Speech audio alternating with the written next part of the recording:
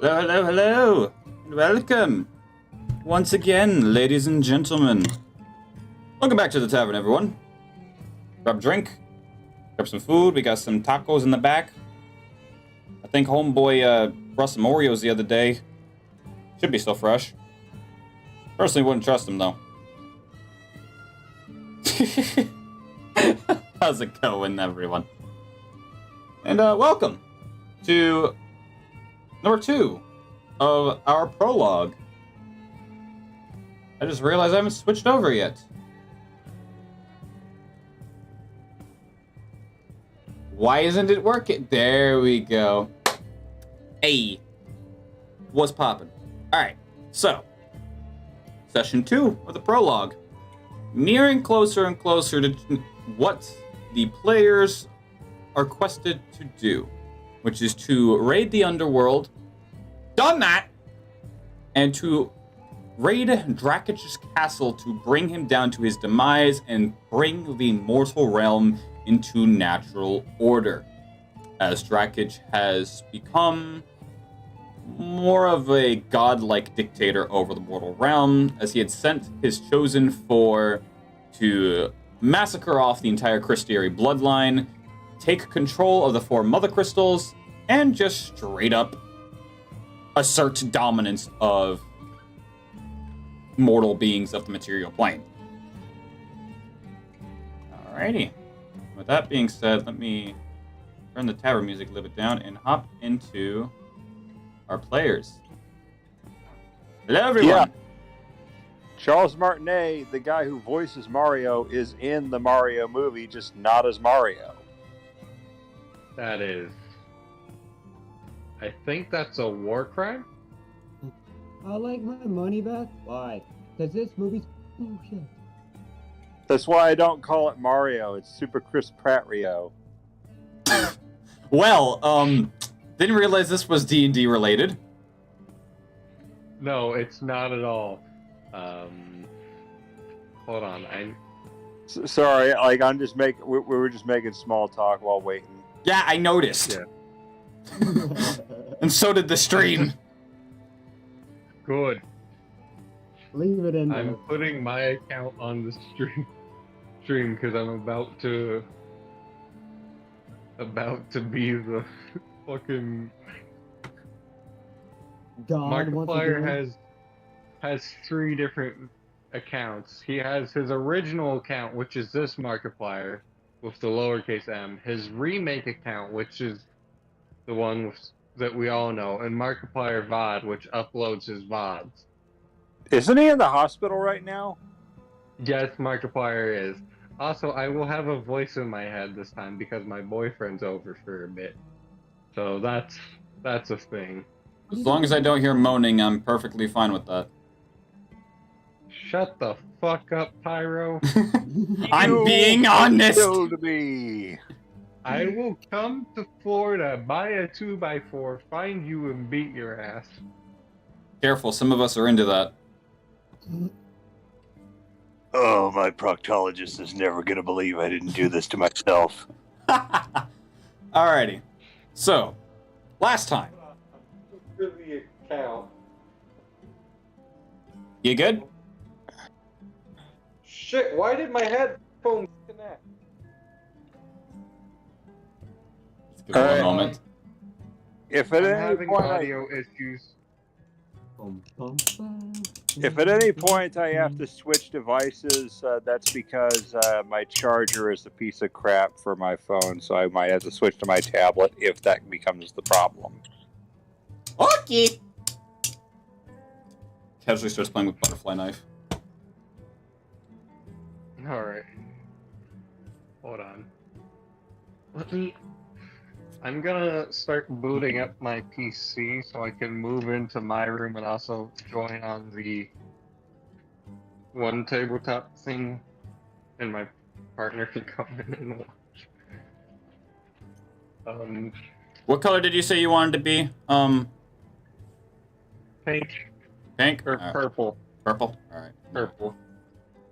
Purple is the best color. Alright, I'm putting... Because it is the color of Waluigi. Wah! That's not awesome. That's not it, but yes. Purple is just my favorite color.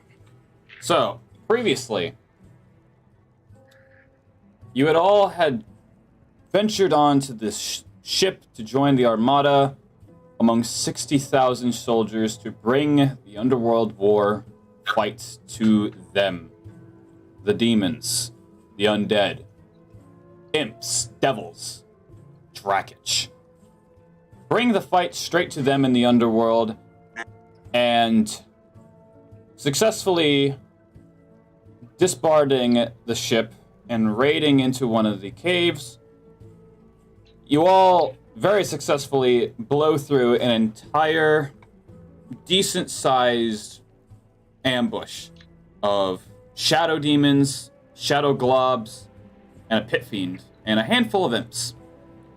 As you approach the end of the cave to find yourselves on a cliff, where you oversee the entirety of the underworld and its 4 glorious acid rivers, each indulging into a waterfall into the center point of what you believe to be hell. And that is where we will begin. What do you boys and girl wish to do? I would like to start with a long rest so I can regain all of my maneuver die. Alright, so Also, I need to go to the bathroom.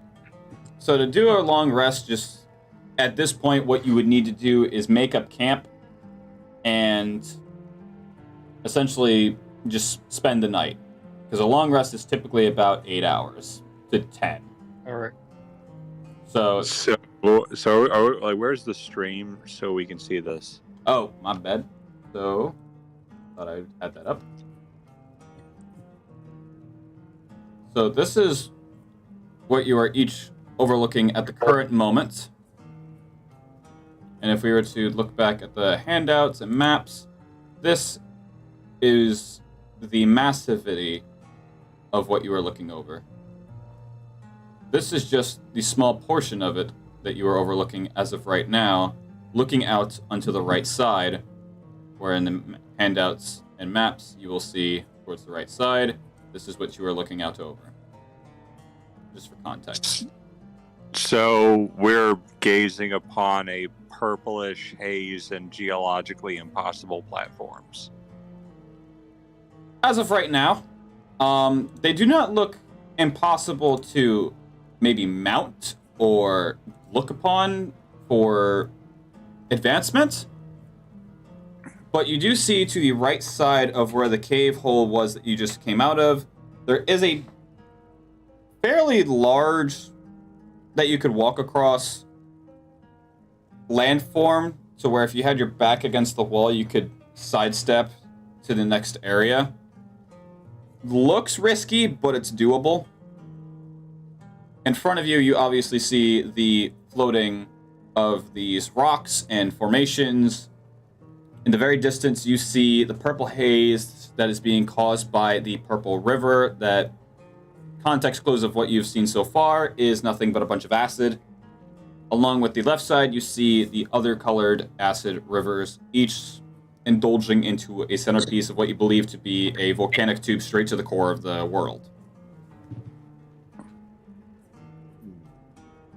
Okay, so does anybody have a plan for where we should go? Because The only thing you all know right now is to find Drakich's castle and bring him to his demise. Where that is, literally nobody knows. I imagine it is in center. I would build castle in center of Acid Lake.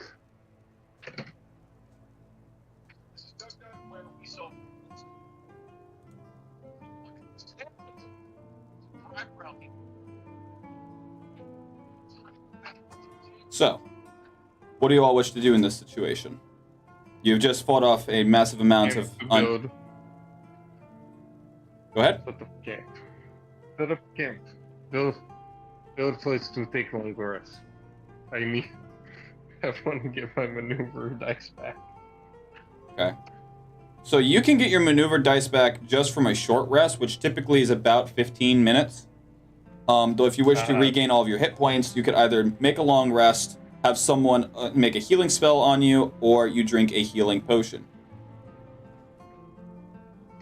I am I have an idea for how we can get some of the players a little more HP, if that's possible, and a little more oomph in their step. I can cook up something. So you wish to try to maybe make a food buff? Well, yeah, I'm like me being a harbor master. I've been nobody really like. When I was on the ship, there wasn't really like an option for fishing. So, is it possible to say that I have had some food rations that I had cooked up just in case of an emergency before this whole thing started? You each did get a handful of rations at the beginning of last session that are, yes, indeed cooked, but they don't really give any sort of a buff, like as if like a well-cooked meal or a home-cooked meal where you actually gain the buff that I make well-fed, or any other like superior buff if you were to have an exotic dish that is very well prepared. These are literally just to keep you alive rations. I see. Well, I mean,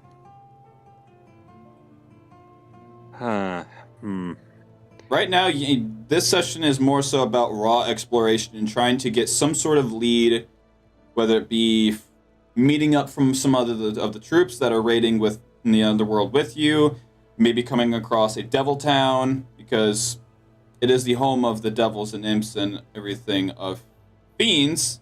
So there can't be without a doubt in your mind that there be some sort of civilization.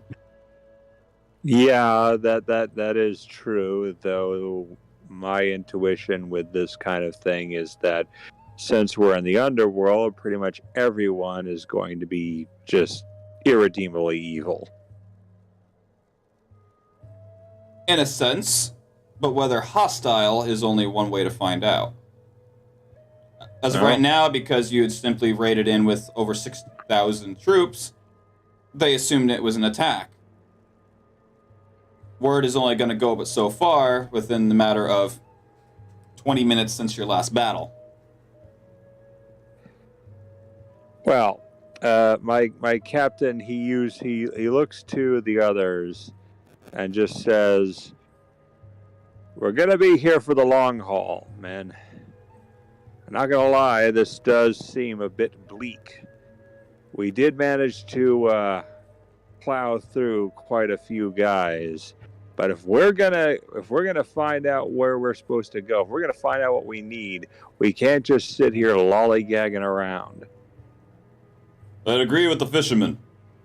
We need to push forward and try to find some sort of foot ground. It's only a matter of time before word spreads and all the underworld now has our heads on green lights. If we can make enough ground to push forward and take Drakich by surprise, well, the element of surprise is in of itself explanatory. But if we do lollygag, we're just simply burning time to our demise. This is our one and only shot to take back what's rightfully ours. We fight as men and women. Fight ruthfully. Come out victorious. No one dies in vain. Or we all fall, and the mortal realm is then hopeless. Personally, find I'd out. rather not. Personally, I'd rather not end up with my head on a pike. No. They'll just devour your soul and eat your blood and bones as if they were just a steak. That's honestly not much better. Let's get a move on, guys. Well, You will. judging by our surroundings, do you have a suggestion to where we go? Because right now, the way I suggest we find a steady ground. A steady ground that won't collapse beneath us. If there's a solid path we can go on, I suggest we go there. Okay, I'm gonna have you all roll me perception. Okay. D20, right? D20 plus your perception. God damn it! Biddly bonk. Oh, 14. I need a second to get my 14 raw or 14 Yeah. altogether? 14, and let me just check my It's falling off my table. let me just check my stats here for perception. 12 plus 1 in wisdom. No, that's persuasion, never mind. Oh no, it is perception plus 1 in wisdom, and I got 12. I'm gonna turn you up, Stetson. You sound like you're in the middle of war. With Which mouth being one covered. is perception under? Okay, it so would be in my- your skill sets. Oh, my perception just says +1. I have I rolled an 11, so 12. Okay, so 12. Or it's like +1, Yeah. +1 wisdom. Yeah, wisdom just defines what. Yeah, so if you were to raise any of those stats, ability scores later on in the campaign, you would accordingly adjust your skills modifiers via that skill. So any wisdom. Okay. So if your wisdom modifier were to go up, any wisdom-based skills, you would modify the modifier to be according to so.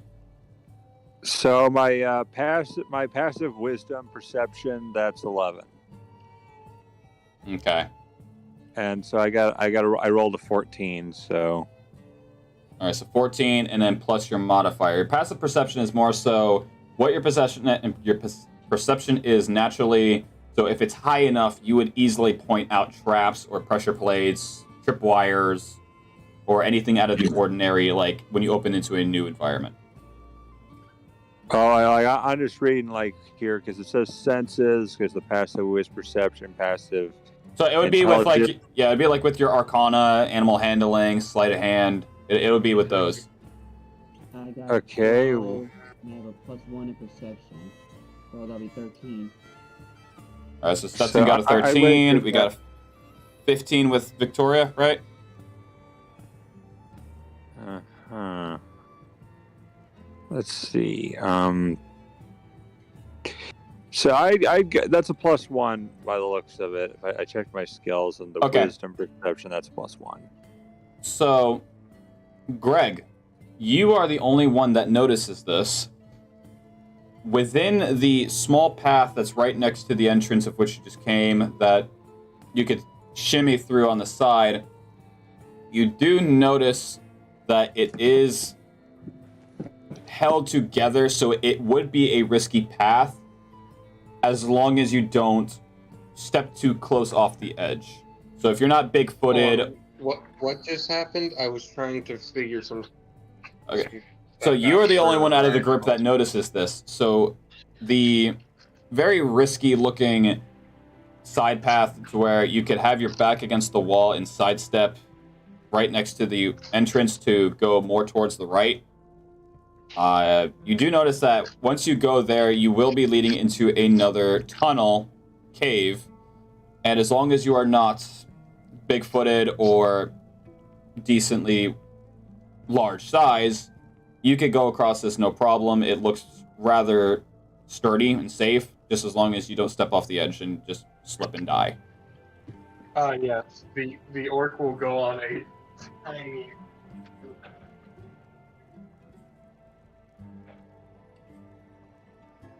The orc will... You're cutting out, mate. Hold on.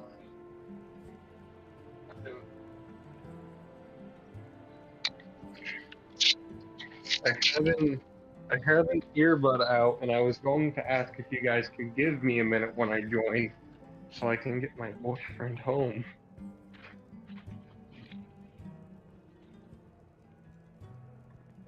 But my stomach is upset, so I'm gonna stay home while he gets a ride.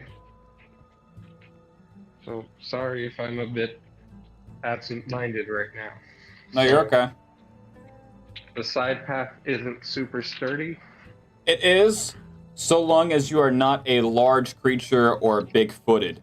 So as long as you can like keep your heels against the wall and none of your actual foot reaches out over the edge, you could shimmy over to the next tunnel that you notice. I'm pretty sure Greg is almost certainly a big creature. He's like Especially with he's his pets. he's in. Orcs are usually between medium and large creatures. Like they're not large creatures, but they're certainly not medium creatures. They're like somewhere in the middle. Character's like 8 feet tall. Okay, he would be defined as a large creature then. So he would be a bit on the risky part, but the rest of the party would be safe. How about I just throw them onto a platform? I certainly have the strength that we can just throw and jump from platform to platform. You can certainly try. We go for ride. Oh, and what was just said? I was saying we go for a ride. Yeah, mate, Yeah. you might want to check your mic. It sounds like you're talking underwater. It's Sorry, the old I'm headphones using that I earbuds have. right now. Not I'm you. on my Not phone. you, Stetson. Stetson sounds like he's underwater. Oh. Hold on. Well, Fucking. the old microphones that I was technically on selling, but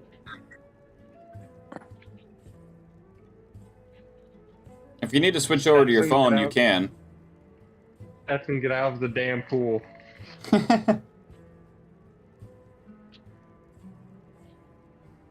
Crank you all the way up. Yeah, I don't know how well tossing people like freaking Hackmaster is gonna work, especially if you factor in a few things.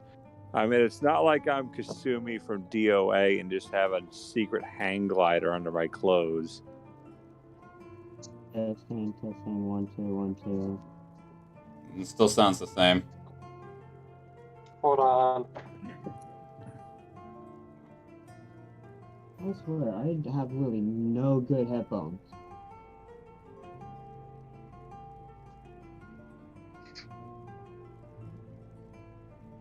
Hold up 1 second, Stetson. Are these charged any? Hmm? Give me 1 sec. That's a hard no. Alright, let me... We probably have the material to make makeshift hang gliders. I have a feeling at least one of us has a tent. that would be something to look in your inventories for. Did anyone pack a tent? No. I, None. Goddamn fools.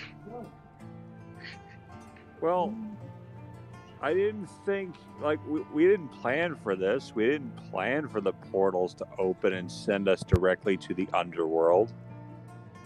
I'm almost certain we did. Testing, testing. I'm probably still setting up. I'm underwater. I'm trying to find who. Try to figure out how What to if get through Greg this. just jumps and leaps from the things to follow everyone? I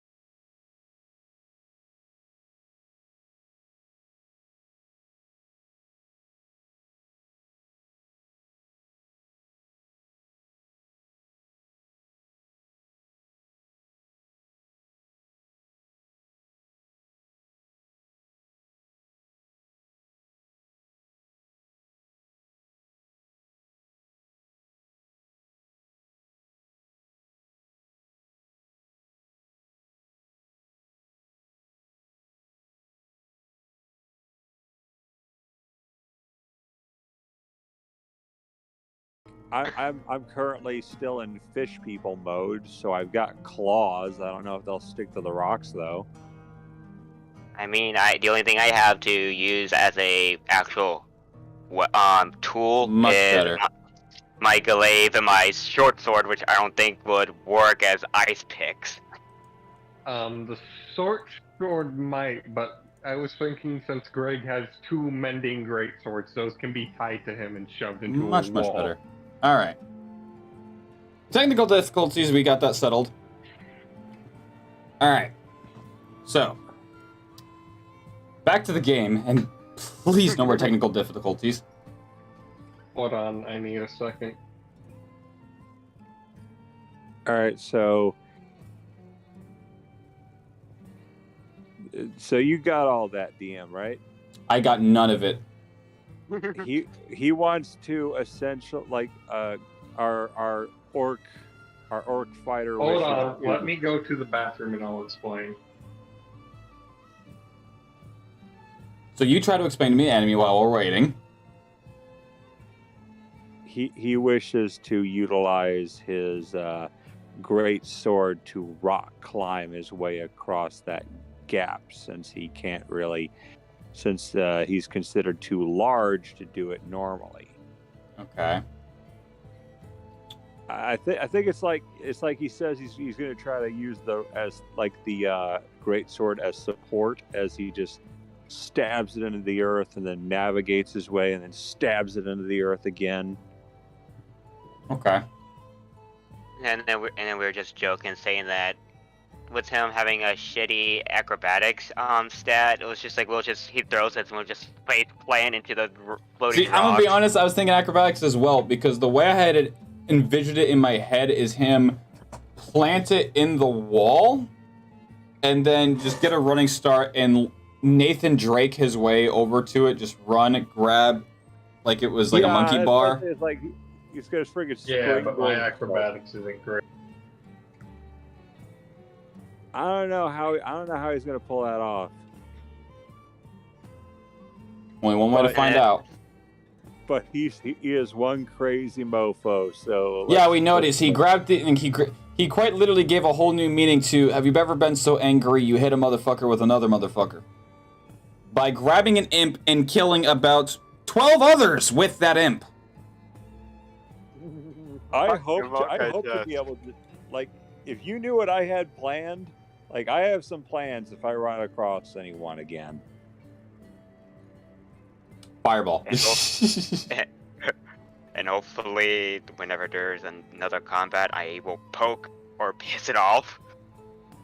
No, this time I am not. No, like, I'm not using fire. Fire in this location is not going to help. These are demons. They're used to fire. They are indeed resistant to fire. So Not immune, but resistant. So I'm gonna be smart here. Thank goodness that I'm a wizard, so You're a wizard, Harry. And you're a hairy wizard. Wait a minute. Oh. Guys, Yes. I just thought of another thing because you mentioned Nathan Drake. What if Greg ties a rope to the great sword, one of the mending ones, right? Ties it around his waist on the other end, swings it into one of the islands, and then we grab the group and everyone swings across at once. Where would you go is the question. Yeah, it's like, this isn't like that one scene in One Piece where they escaped Impel Down. Zoro, let's go this way. Okay, it goes the other way. No. Oi! Zoro! Gone-san! Did nobody see that where they all had? Oh, I've seen it! I've watched One Piece. One Piece. I have seen One Piece. They had to grab onto Emporio Ivankov's face, and he just had to death wink his way out of Impel Down, catapulting everyone who had made a human rope. along with it. So you do have options. You do have the obvious floating platforms in front of you that would lead you further into the center. You've got to the How right. close are they together? They vary. The closest one to you to you on the very, very edge would be give or take maybe 45 feet. Some are distances of 5 feet. Some are distances of 100 feet. They vary. I don't think we can make that jump. I just had an idea. I just had an idea so crazy it just might work. Oh no. Is it in the words of Charles from the Henry Stickmin, the greatest plan? Get out. If this works, people are gonna think of me as the smart guy. Only one way to find out. What you got? We're gonna need our fighter for this, but Which one? do we have a bunch of rope? Do we have Sir any Ryth? rope? Sir Ryth does have rope. I want him to tie the rope with my anchor, Oh, I love this idea. and I want him to have our crazy nutty orc use that anchor as a freaking grappling hook onto one of those freaking rocks. Okay. So how would you play this out, like roll wise? Because this has me interested. Well, I'm thinking like he could try to pull the rock closer. No, Maybe like he could how? climb So you up. have the idea. How would you role play it out? How would you get us to go along with it, basically? Because right now you have nothing. You're just Well, thinking of for one- ideas. Now you have to act it out. Well, for one, I'd go for talk to Greg the Destroyer, and essentially tell him that essentially his feats will go down in infamy, as I am not only a harbor master, but I am also great at spinning yarns around the table with all the taverns I visit. So I'll need his help with this. But I think that he could be a great asset, and I'd like him to follow along with this plan, because if this works, I will spread his legends far and wide. Kind of stroking his ego here, but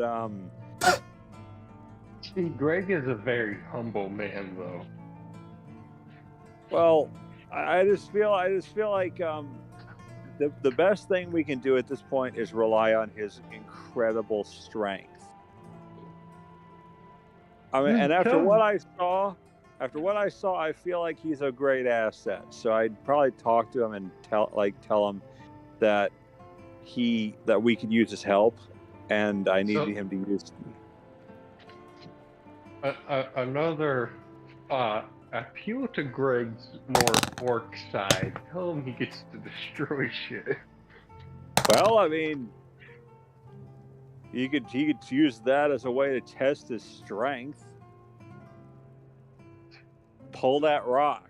That probably looks like it weighs more than he does. You assume Greg hasn't bench pressed things heavier than he is. Oh, I don't know what I'm supposed to say here. I mean, it's like, hey, can you pull that rock? It's like, There you go, just like that. Anchor? It's like, hey, can you pull that rock? Like, can you use my anchor with this rope and pull that rock closer so we can get on it? No. Greg will pull a rock.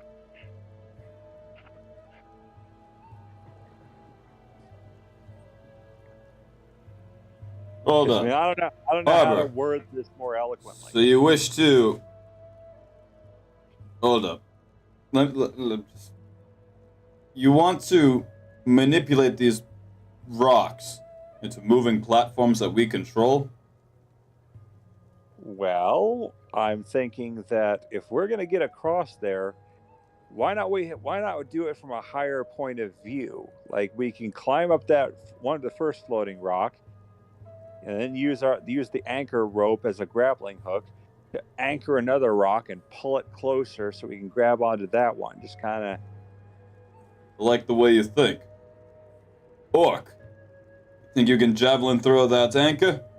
And I think all four of us, we can heave ho that platform closer to us. With all four of our strengths combined. With your strength of obvious. Dragonborn, they're naturally strong. I've got a little bit of muscle behind me as well. I think it's doable. For every rock we can't reach normally, I'll propel us forward with the rock we're already on. I have magic at my disposal. Just use his fireball just to have like a recoil projection. Well, it's a smart idea.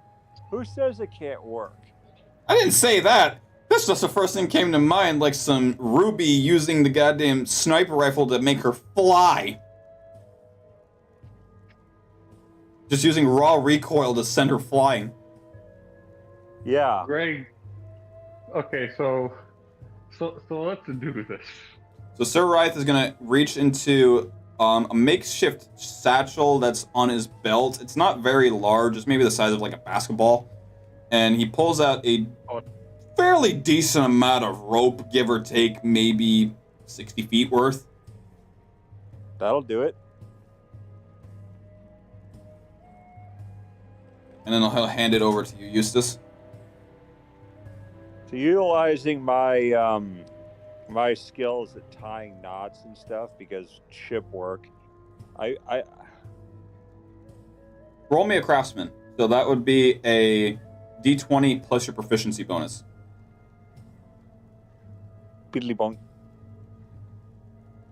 13. And let's go to... I don't know if I have that, but let's find out. Proficiency bonus. Where would that be? It would be next to where your AC and health would be usually.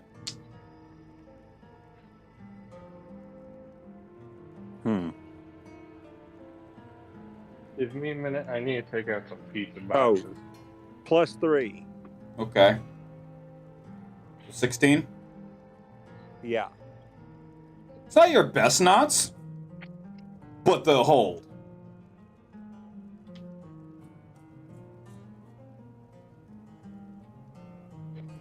They will absolutely hold. That should... All right. It's all you, Greg. Sir Ryth is just going to get behind him just so he's not in the clear line of sight should he miss throw. Yeah, let's all move away from him so we don't get like cold cocked in the head. Cock. Fucking immature. Hold on. Greg is going to take the anchor and he's going to start swinging it around like a lasso. Alright. Make me a... Oh, if you're going to do that, then make me an athletics check. You're going to have to wait a minute because I am taking out some trash that I need to take out. So Greg just keeps swinging. 3 hours later.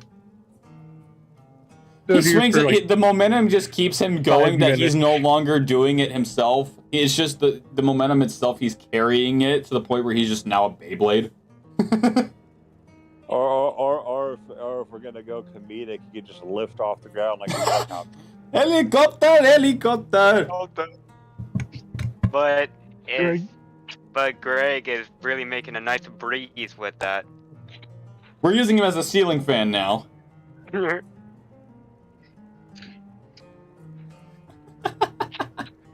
Alright.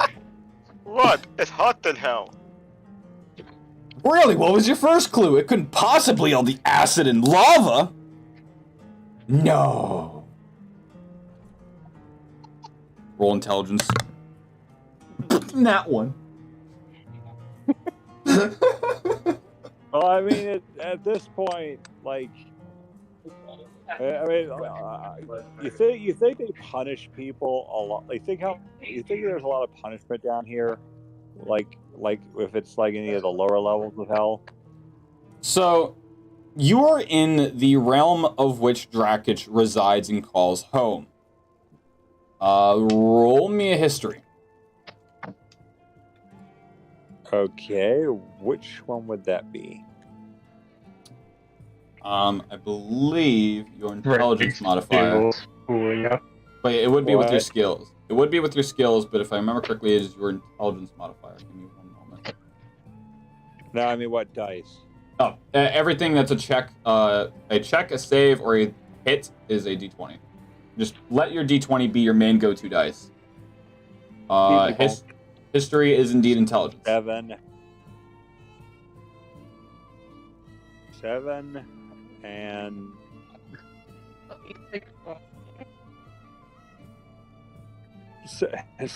so intelligence is 12 plus 1, so I got 7 on that. So 8. So Yeah. from what you do remember of hearing as a child through story tales and whatnot, you know that this is just from raw word of mouth of what you're here for. This is the level at which Drakich resides and calls home. From what you know from fairy tales and stories, you know that this is basically the point of judgment.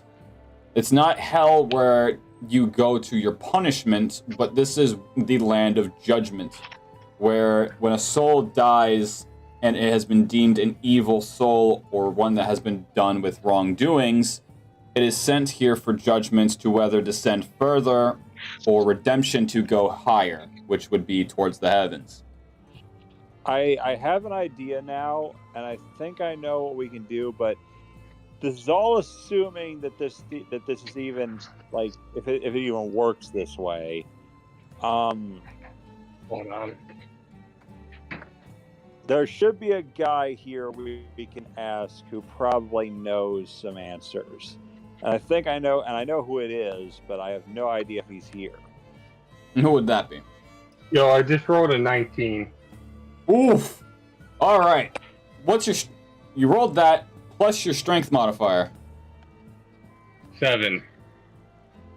30 points. Ooh. Like, give me a second. I'm switching to PC. Okay. Homie just rolled a I will 26. let you know when I'm on.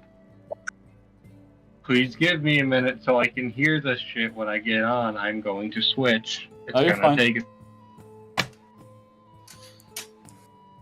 Dude rolled a 26 on athletics. Hello.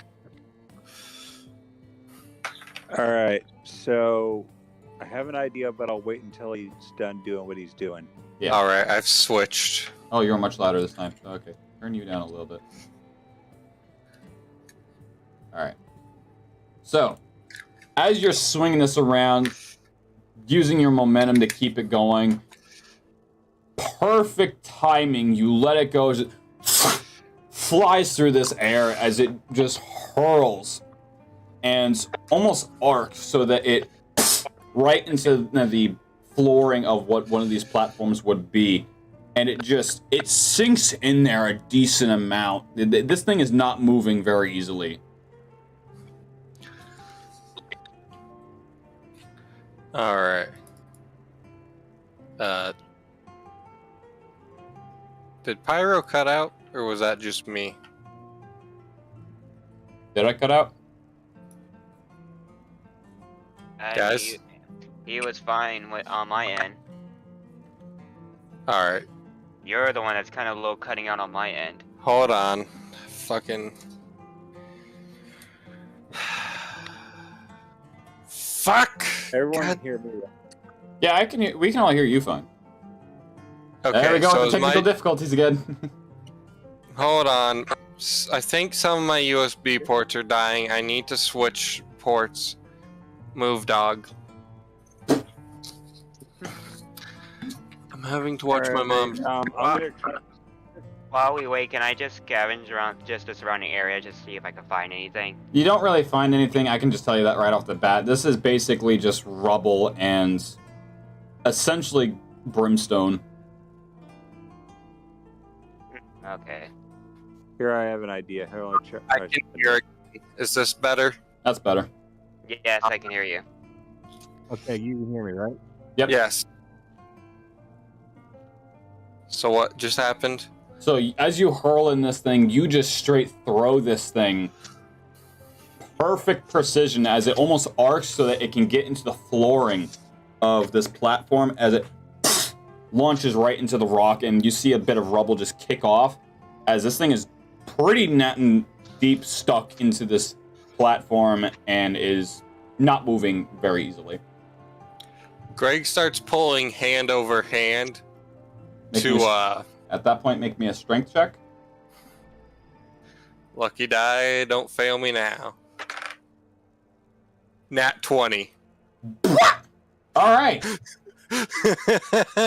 Hey, you need a hammer. So yeah, No. just you are still got an adrenaline rush from that last fight as you are heaving and hoving and just straight pulling this massive amount of rock that could easily be a couple tons, and you're just pulling it as if it's just you pulling a boat onto shore as it's just very slowly drifting in your direction.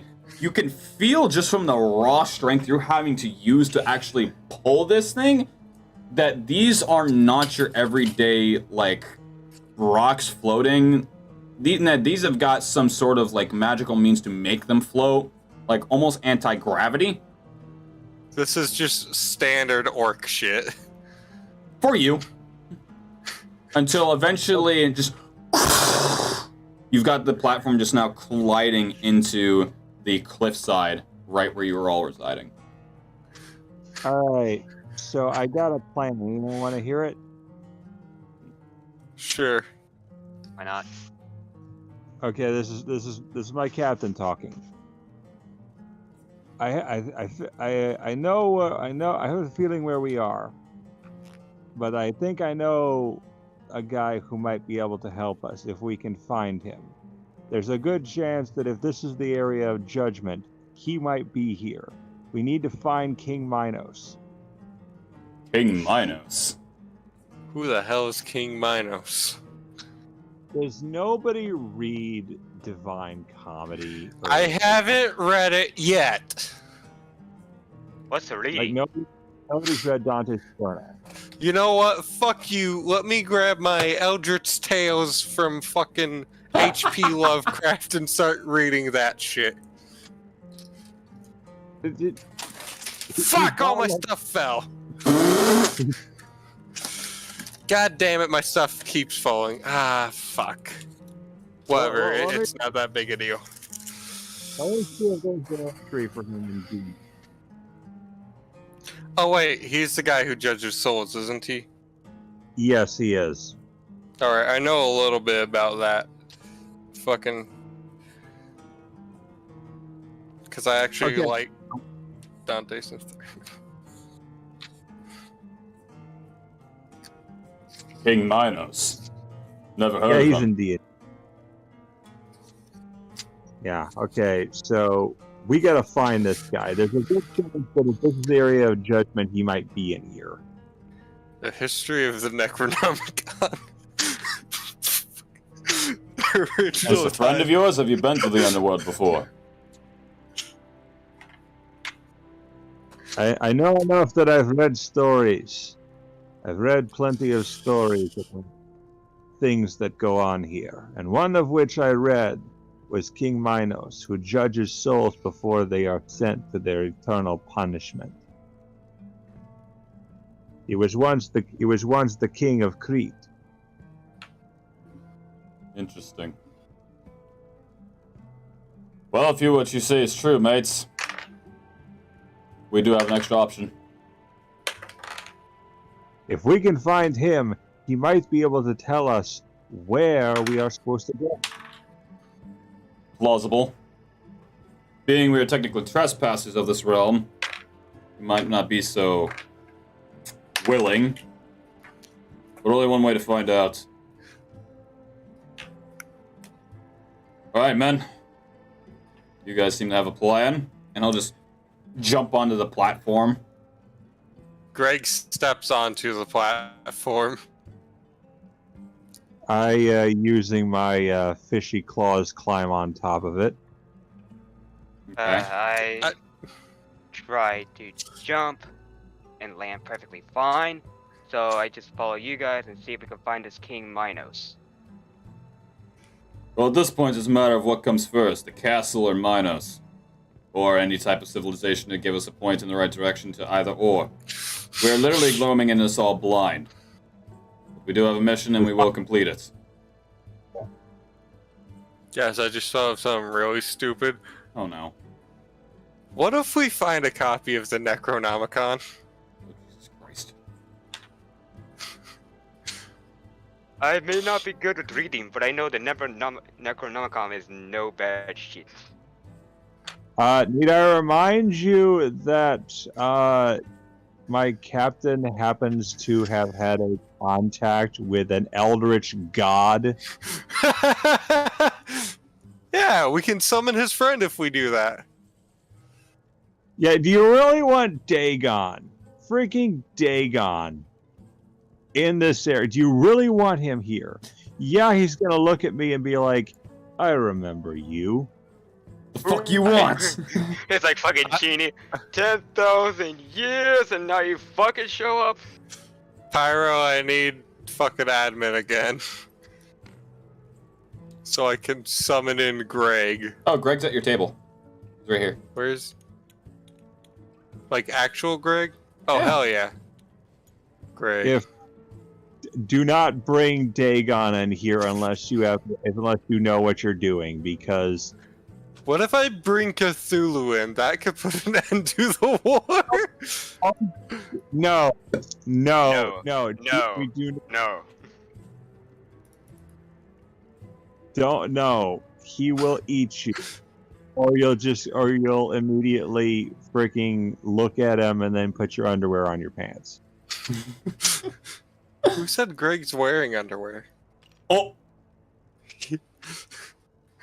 He's no. an orc. Then you'll tie your loincloth around your head and then start acting like a rooster. Alright. That's ironic, because we actually have a friend named Rooster. He's not really our friend. He's Seriously, more... don't summon Cthulhu. You will go insane.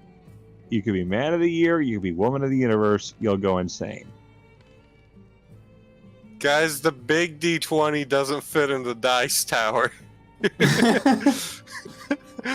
What are you I say doing? Playing with dice. Okay, so what we're gonna have to do is, if we find King Minos, we can find the castle, because he'll probably know where it is. Well, as we're just sitting here, I've seen a light straight ahead of us. Wonder where that goes. Well, they said the lights are from the lakes. Right. Like, because each of the lakes will have, like, a soft glow haze of each of their respective colors. Well, this ain't soft. This is bright. There is one thing we can do.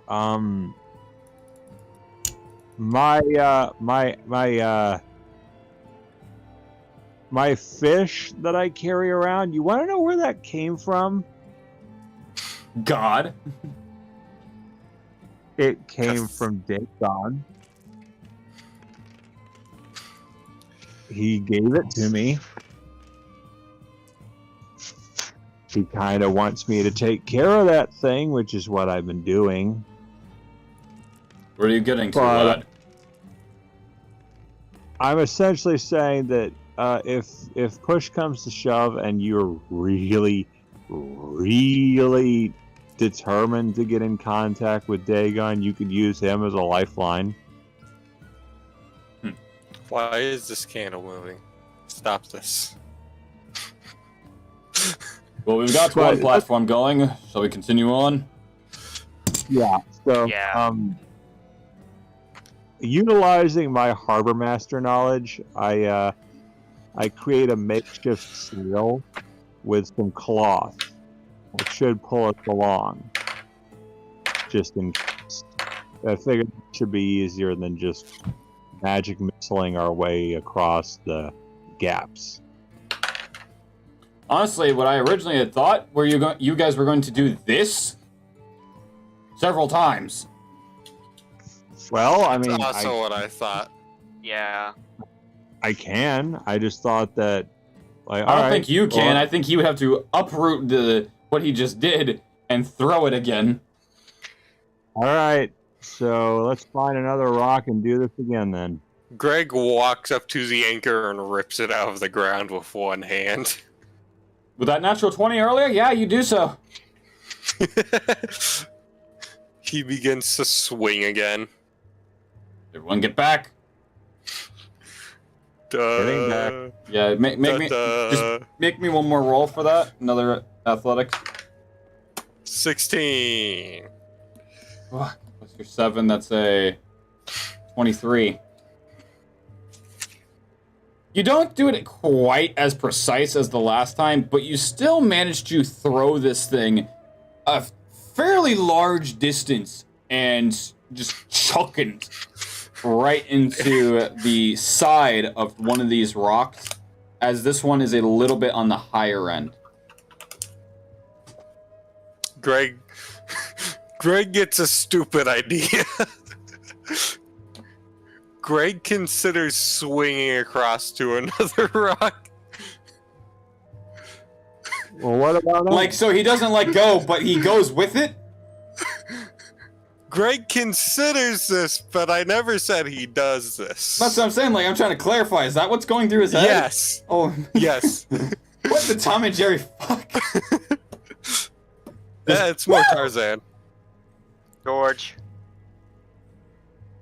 Greg will not do that, but instead go for one big heave to pull the rock towards them. Okay. So she's trying to make this heave in the hoe that you just did earlier to get the original rock to you. Did I need to roll again? Not for that. So Damn, because I just rolled a 19. that's okay. So you don't manage to pull it towards you, as this one seems to be more set in place. And you pull the one you're standing on towards it. I'm going to have you all make a dexterity saving throw. So D20? D20 plus your dexterity modifier. Boom, boom. Woohoo! Nat 20 with a +2 on my dexterity. Nice. I cannot tell if that was a 6 or a 14 because it landed weird.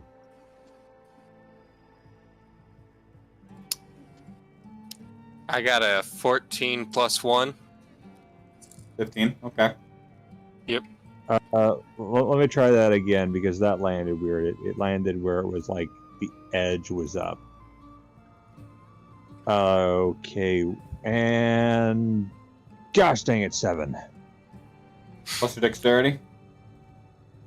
7, and my dexterity would be, oh dear. Please just let me survive. That I don't have any dexterity. There's a +0, but the dexterity is 10. Okay. So, as Greg is heaving this rock and pulling it towards the other, the sudden shift in balance of the rock throws you specifically off as you just lose your balance and you fall on your face and you take 1 point of bludgeoning damage. As the others, they also, like, rock to the side, but they manage to catch their balance just barely. Oh. I was gonna say, if with him falling on his face, losing his grip, I was gonna go. I would grab the thing and just hold it in place so he can get his balance. I was gonna say Greg reaches out to catch him, or if he falls off, Greg uses the rope to propel down after him. Okay. It's good. It's good. To, it's good. To, it's good to know you guys care enough. So as you go closer and closer, just clash right into this particular rock that's just floating. You notice a small imp just look down at your rock, just hiss at you, and just fly off. Greg picks up a small rock next to him and tries to throw it at the imp. Roll to hit with disadvantage. That's a d20, right? That's 2 d20s, and you take the lower roll. You know what would be funny? Rolling double 20s. It is possible.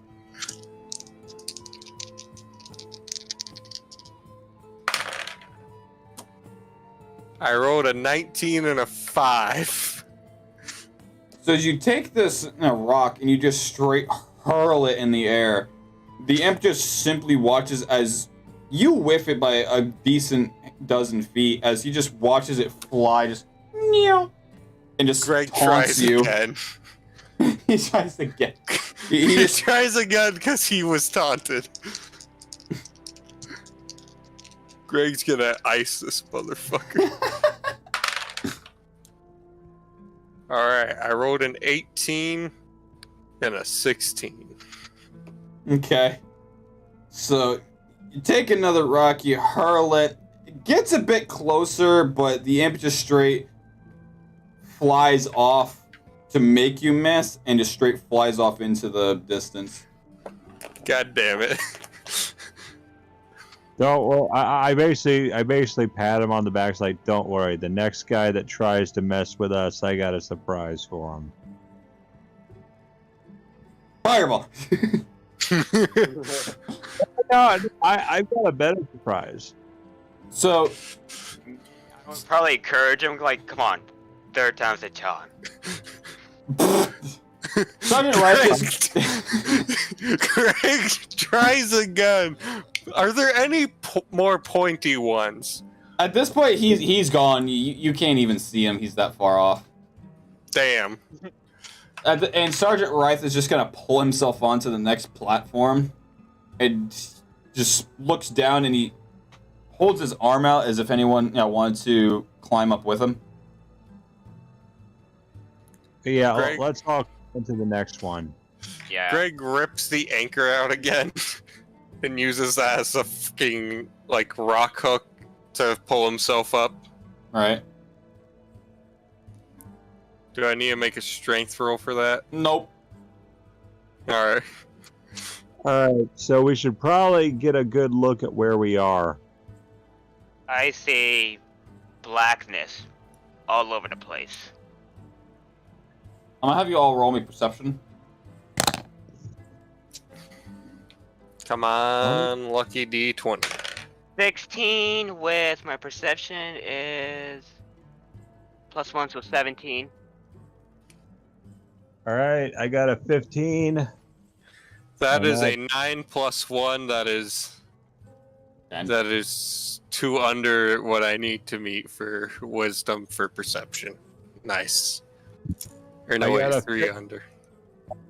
Perception is 11. Okay. So, ironically enough, you say there's blackness, but you don't really know why you see blackness. As you're looking across and seeing these acid rivers, and they're becoming a bit of a more ambient glow as you grow closer to the center of the underworld, you do see towards the center that all of these are leading into a massive cyclone mixture of these acid rivers. And outside the cyclone, to where almost like it was a lake of some sort and just in a constant cyclone, you see what appears to be some sort of civilization just ringing around this. You were the only one who can see this. Hey guys, look! Right behind the big twisty acid thing.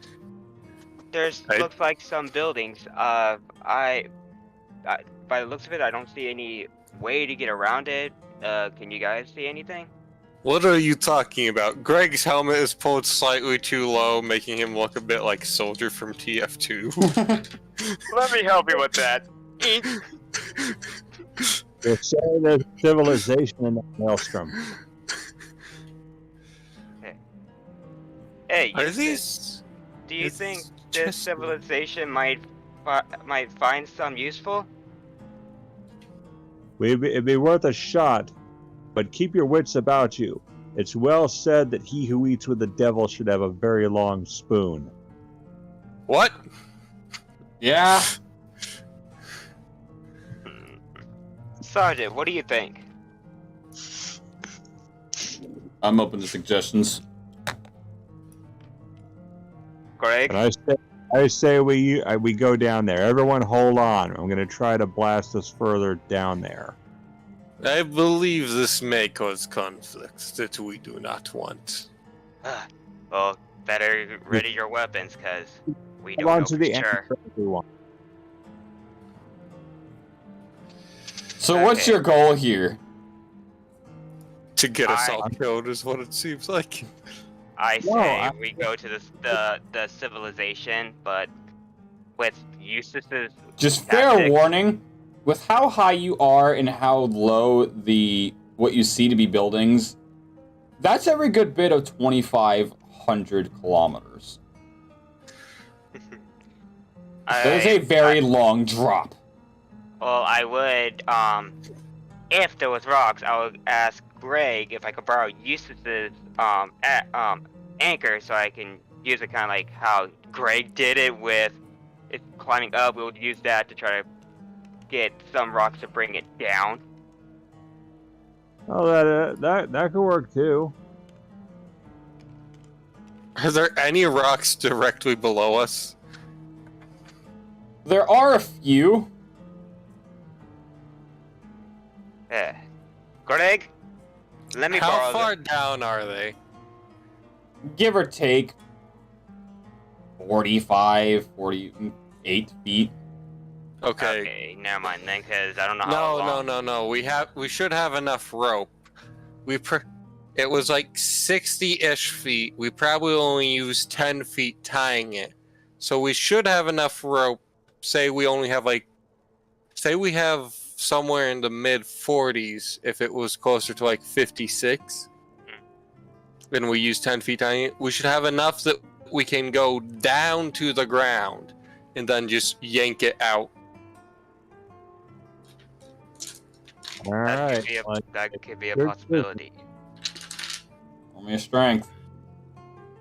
Okay. And We haven't- being it's below you, do so with advantage. 14, and my strength is a +3. So I got, 17. Wait, what? so I got 17. Okay. So Why did? Hold on, sorry. I have one question. Why didn't we have the guy who has immense strength do this? Plant the anchor down? he said he wanted to give it a try. Alright. So you struggle to keep this thing steady as it's pretty fucking heavy for an anchor. It's very misleading in its small size but severely heavy weight. And you hold it over like you're struggling to hold up a rocket launcher essentially and just straight shot put throw this anchor off the edge as it literally just sinks right into the rock and just you see rubble just splatter as this thing is now sunk in maybe halfway just from the pure gravity pull of this thing. Think this should work. Okay. So now, since right now I'm just pulling to see if it would even come out, which it doesn't. So Oh hell no! Golak will try to pull us all the way down there with the strength that he has, and it kind of gets there, and then Golark is a little bit tired because of the last thing. So, Greg, would you mind helping me? Greg walks over to the anchor on the other platform and just picks it up by one hand. And then walks back onto their platform and looks for another anchor or another platform below them. Last I knew, he only had the one anchor. Yeah, no, Greg is holding the one anchor. But he had just thrown the anchor to the next platform that is below you. Yes, but Golark was holding the rope and then pulled us down.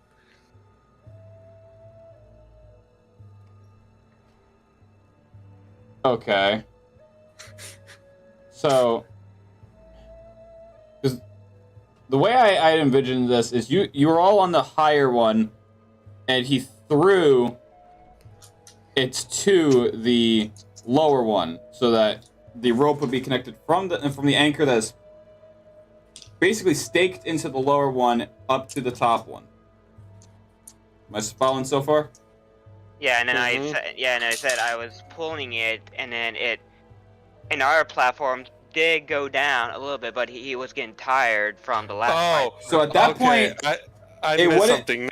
so Yeah, it- no, Greg takes over. Sorry, I thought we were by the platforms, and that's how he wore himself out. No. Greg grabs the rope to take over. Yeah, strength. That is a nat 1. God damn it! So as you're Greg pulls the anchor back up. No. So as you pull on this. Oh no! Wait, shit! That's a 7. Okay. Okay. Plus your 7 strength, so that'll be 14. That's 14.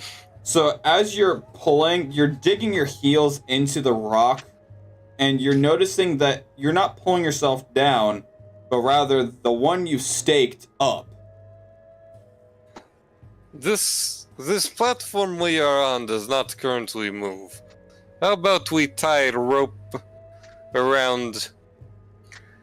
Hold on. How about we tie a rope around anything we can secure it to? And then we bring that down using my immense strength. I was thinking more along the lines of potentially a zip line. Well, yes, but That works too.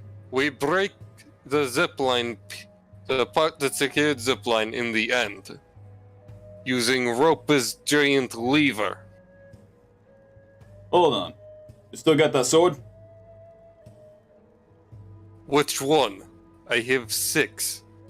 The One that's two not of my- going to break under any of our weights. You mean one of the 2 of my family swords? Yes. I One never that- lose them. One that doesn't break under our weights. The mending ones that my family has possessed for generations. May I? And I'll hold his hand out towards you. No one touches these outside my family. Fair enough. Drill it into the ground. Greg fucking smashes it into, or stabs it into the ground with all his might. So he's going to take the rope that's in your hand and he's going to just knot it around the hilt so that the actual, like, handguard part of the blade is on top of the knot. So it would not... so the handguard is basically acting as, like, a secure... Wait, if we snap this blade in half, since it has mending, would it duplicate or would it fuse back together? When you have the two ports back together, it would slowly mend back together, yes. Okay, so if it snaps in half but one part gets stuck in the top, it's... As long as you can rip it back out, you're fine. Yeah, but if we're below it and we snap our only way to the top, I better roll a nat 20 pulling this bitch out, or something real high. Or I was gonna sacrifice my great sword so you can keep your family sword. Nah, in the eventuality of Greg's death, it would eventually make its full way back to the family house. There is a contingency plan that was put on by the son of Great Grandpa Grug, who was the first person to wear the helm and the armor that went with it, as well as wield these swords. Fair enough. So he's let's going try- to just check the rope as it's pretty taut. All right. Who wants to go first? I will go first. Roll me in acrobatics. What? That's a 6, plus my acrobatics is +2 in dexterity. Hold on, Pyro, I have a stupid question. Okay. I remember you said, when talking about creating my main campaign character, in order to multi-class, we have to be level 5. Does this mean we can multi-class for this? Did I ever object to it? No. I think you could put 2 and 2 together. Could Greg... What? Wait, hold on. What's the one we would need to make it so we could eat demon meat? That's a paladin, right? Or a cleric? That would be... there is a spell called Purify Food and Drink, which would purify anything that is deemed edible to be safe to eat or drink, should it have any type of impurities or curses upon it, or poisons. Alright. So Well, in theory, you could. A paladin would get bonus damage and a spell slot, right? I don't know about bonus Or so- damage, but Like, I mean bonus damage against unholy beings, because they're holy warriors, right? if you were to use Divine Smite or use a spell that would deem radiant-based damage, yes. Can we multi-class Greg into paladin? If you were to meet the ability score prerequisites, yeah. But you would have to be leveled up to deem that, because you would have to already have the prerequisites to multi-class into that and have a level up point ready. So, upon your next level up, you could either put that into Barbarian and go to 6th level Barbarian, or have 5th level Barbarian and 1st level Paladin. You mean fighter, because I'm a fighter. Same concept, but I was thinking more so if it was Wraith. But yes, you'd be 5th level fighter and then 1st level Paladin multi-class, or you could be a 6th level fighter. Okay, so I'm rolling for acrobatics, is that right? Yep.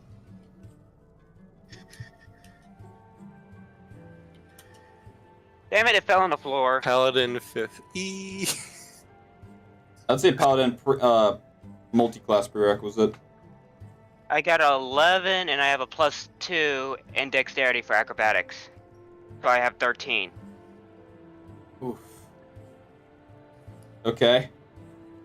So you grab onto the rope, and you basically grip it like it was a fireman pole, though it's at a bit of an angle. And you nearly lose your grip several times mid-slide. And right as you're like every good bit of 20 feet above where this rock is, What you is- actually lose your grip. And you fall back first onto the rock, taking 4 points of bludgeoning Damn damage. it. My charisma is one short of it, because I need a strength and charisma score of 13. Looks That like you're really- gonna be looking at putting points on your next ability score improvements into charisma, so that upon your extra level up from there, you Wait, but I have a +1 in charisma. but you should already Alright, have that applied. Yeah, does the +1 count? Yeah, it would. It counts towards my ability score? Right. So would I therefore technically have that 13? You technically would. All right, Oh. let's do this. Greg's Okay, becoming a paladin. Okay, as of right now, you just see Golark back first, like ow, this But fucking you, hurts. yeah, you basically Bioshock Infinite just fall on your back on the rock. Yeah, and then you just hear go, ow, this fucking hurts. Greg Eustace, having gloves on his. Eustace, hold on. Greg, either of you want to go next? Hold on a second. IRL thing. I may need to Alright. pop my back later. Alright, I guess I'm up. What do I roll? Acrobatics. D20? D20 plus your acrobatics. Oh boy. Here I am getting a solid surface where I don't have to worry about. Just give me a sec here. No, I don't have to worry about it landing.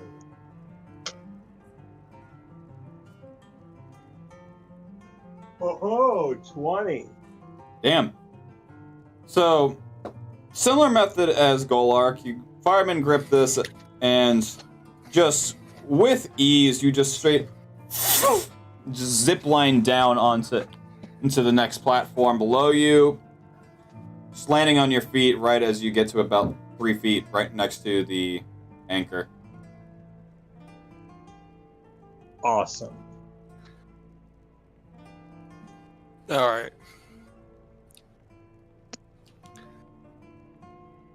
Greg grips the rope tightly, and I'd like to point out that Greg does have some form of hand protection, so against rope burn, as he has fingerless gloves on. Yeah.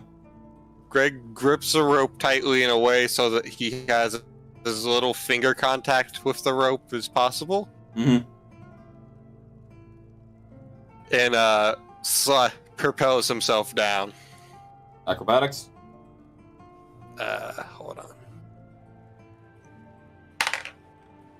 Shh. Hold on. Logging into my phone to fucking check that shit.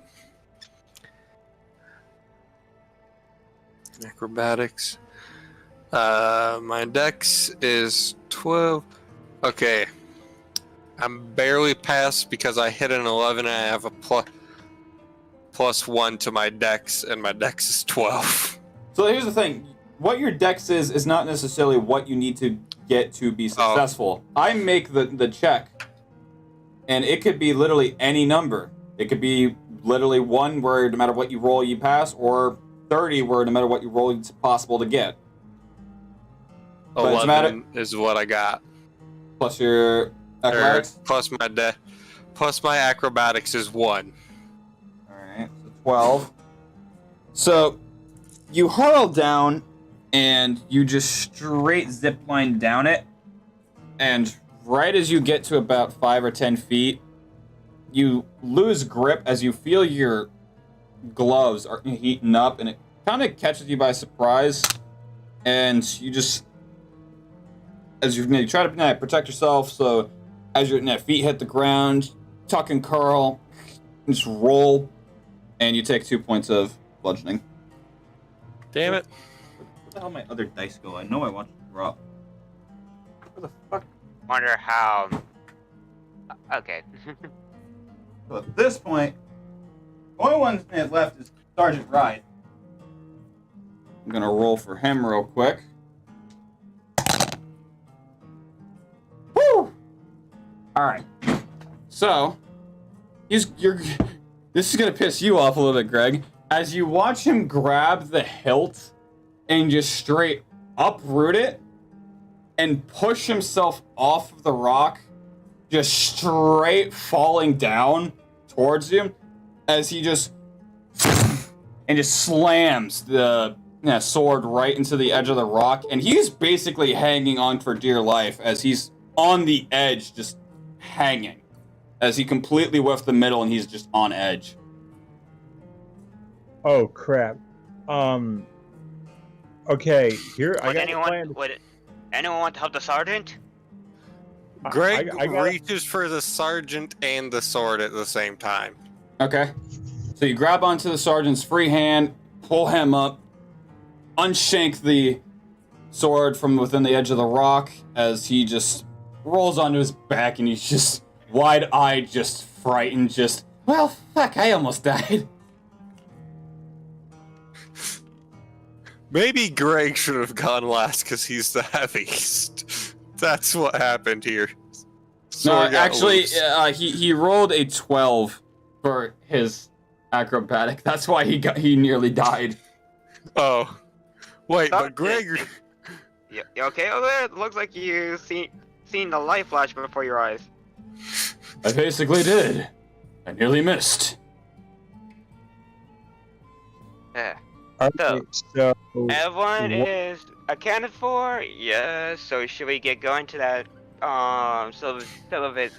civilization? Actually, We you need to see get him- lower still. and you see him point to a portion of a cliff, and it's basically polar opposite of where you originally started this whole session, cliff-wise, and is much more lower and leads into a deeper cave. I think that'd be our best option, so we don't have to risk this shit again.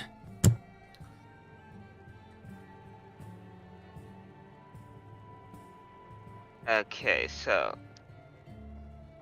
now I this mean- whole thing is going to be us I'm- navigating. yeah. So let's see if we can try to get that fucking anchor down there again. At this point, it would be a clear, like, 50-foot throw from you, where you are now. Just straight ahead. Can we just like? Nah, I was gonna say if we could just like fucking like just drop it like straight down. Hey, I got an idea. Oh no.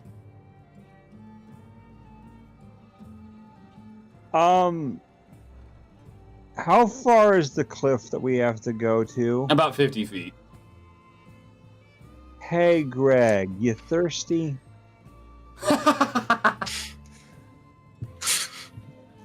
Yes. I immediately know where this is going, and I'm fucking horrified. Take a swig. It might boost your strength. It might boost your output. It might make it to where we actually are able to yank ourselves over to their speed of freaking sound. Hopefully not jarring our skulls to jello. Craig grabs and takes a drink Alright, from the flask. your adrenaline starts pumping in a bit more. Slightly harder than what you had originally. He And- grabs the anchor and swings it like a lasso again after detaching the great sword. Alright. I'm really focused right now! Roll me. Greg fucking yeets that bitch at the Yeah. thing. Roll me an athletics check with advantage. Athletics is under strength, right? Yep. That is a 15. Plus your strength for plus 7, so that'd be a 22. Yeah, Yep. you hurl that thing and you just get it right where you need to get it. Right on the edge of the cliff side itself, on the ground portion of it. And literally like it was a ship coming into harbor, you pull yourself and just clash in with the cliff. Alright, shall we get our way down the cliffside? Well, we could go down the cliff or we can enter into this cave. For all we know, it might give us a shortcut to something. Or maybe Or there there might- could be something salvageable in that cave. Well, there's I propose cave. There may be Right. useful materials in there. There may be other survivors. We are in need of someone with healing magic, as well as more supplies. Very well. The cave it is. But just in case, Eustace reaches into his coat and pulls out a freaking cutlass. Now You I fit know that I know this might seem weird. When But- did you use? When did you use this over Anchor? Or when did you use Anchor over this? This seems so more efficient. Orc. You have the strength. The anchor I usually use for. I usually use the anchor for other things, but sometimes it can be used as an improvised weapon. The cutlass, I'd rather not talk about why I used that. I imagine because you are a captain and it is often sword used by seafaring folk.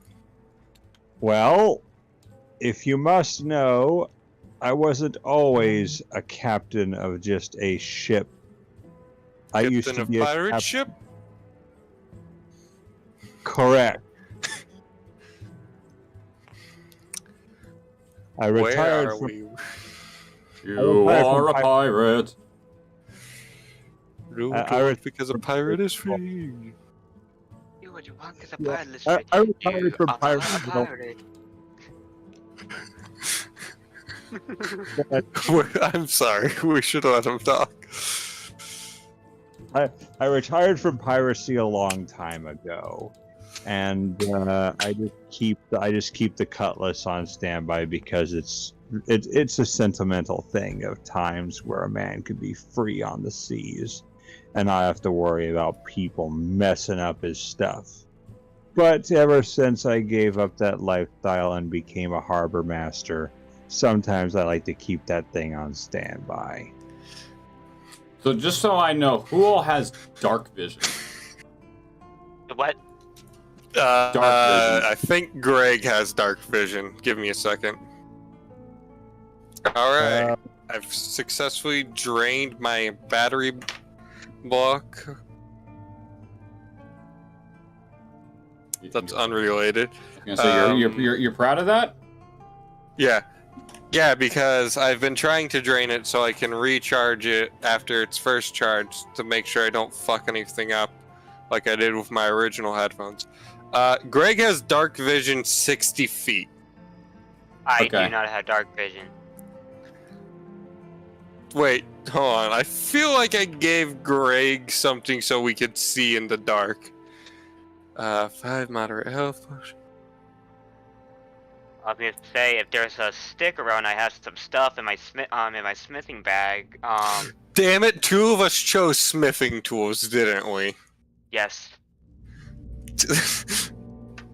We should have communicated this so one of us could have chosen. Although, with this being said, now that the cat's out of the bag, I suppose I don't need to hide it anymore. You got smithing tools too. No, I don't. I was just about to put on it. I was just about to put on my captain's hat. That's all. Oh.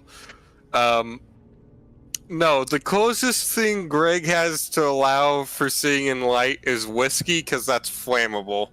I was gonna say if there was a stick, I have a grindstone. I can try to make use that like some type of flint and steel and just see if we can make a torch.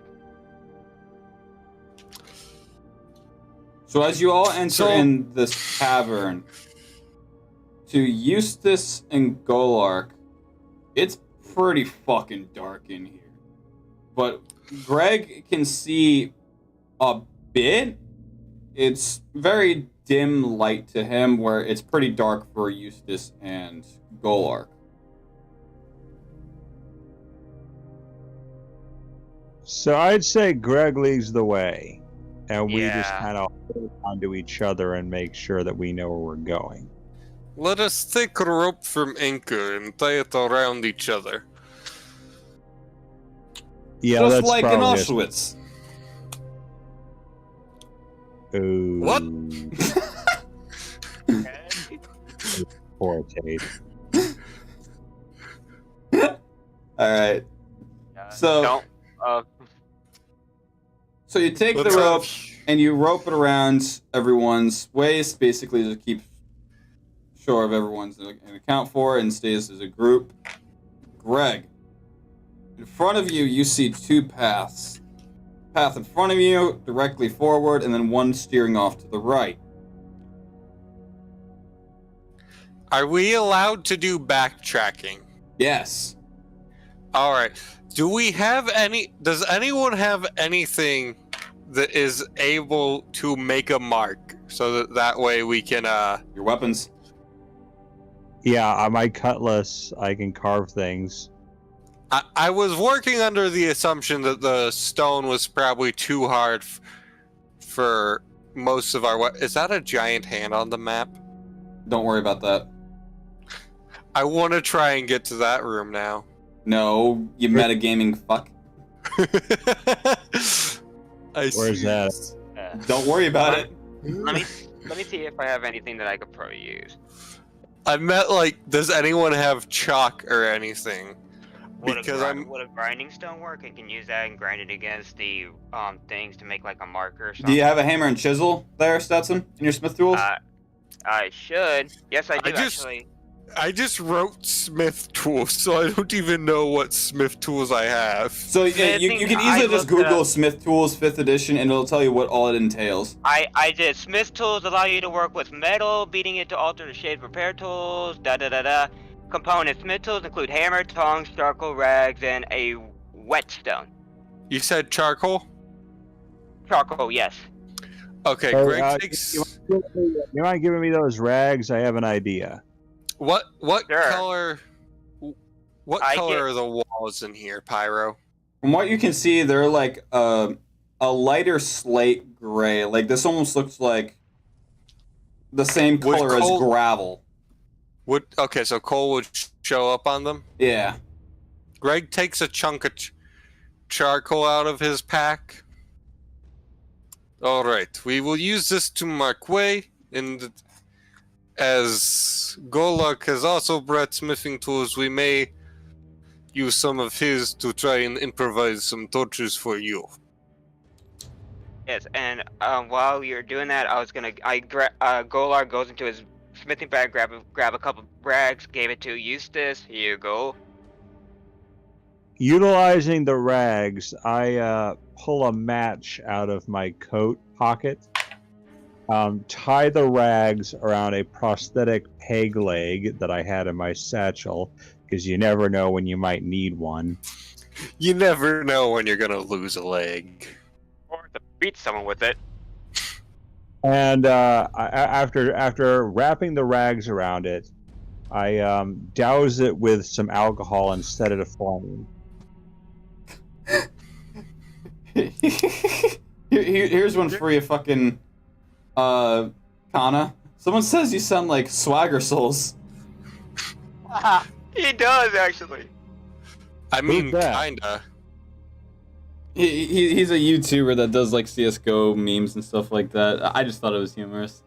So you make a makeshift torch, and as you light it up, it lights up a good decent amount of area around you. So at this point, with what you guys can see, is about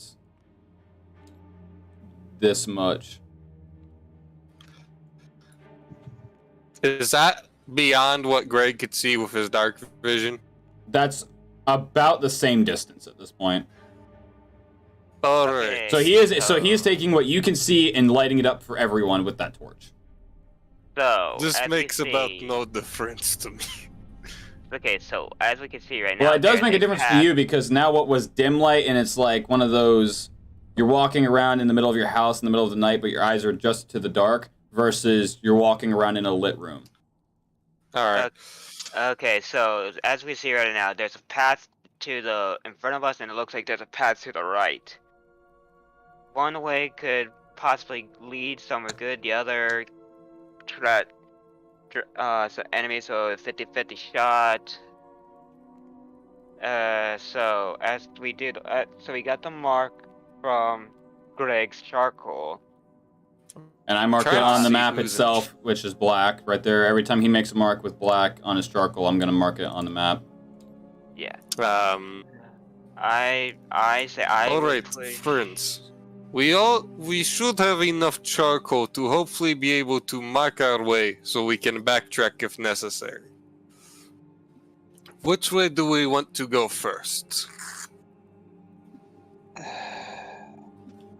To be honest, Hey, I can you guys hear me? prefer. Yeah, I can hear you.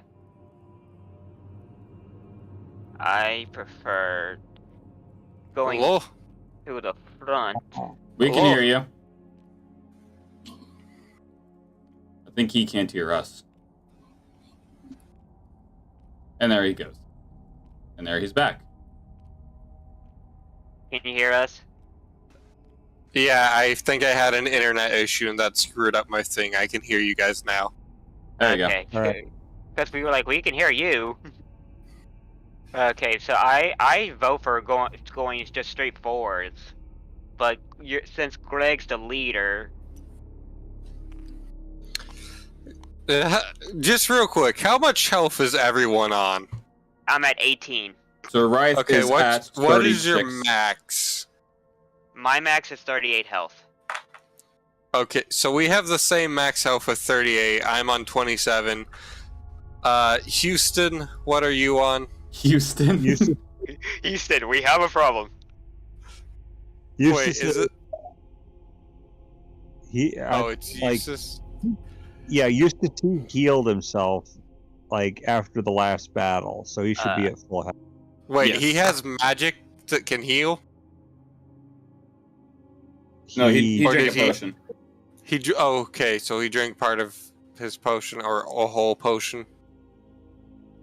I'd wager part of it, but Yeah. I don't think. How much is a third of my potion if I drink it now? Wait, You can drink What quarter, third, half full. what if we rest? How much health would that give all of it? If you were Those of guys us who are like, injured back. if you guys were to sit here for like a couple minutes to take a breather after everything, you would have to sit for 8 hours to gain your health points back, which would be considered a long rest. If you take a short rest, which is about 15-20 minutes, you would regain all your maneuver points. Okay. What if we sat here for like 2 hours? Would we gain any hit points back? You would not. The only point you would Alright. regain your hit points back is on a long rest. Let us take a short moment to discuss. To discuss this and assess our situation. We should figure out how much coal we have and how much material for torches we have. They should be used sparingly. Agreed. For all we know, this may not be the only cavern we'd venture in. Until we can prove that we can procure more materials for torches, I say we let this one burn out and then do not make any more until we believe we hear monsters. Agreed. Unless... So he's going to take a look through his pouch himself real quick.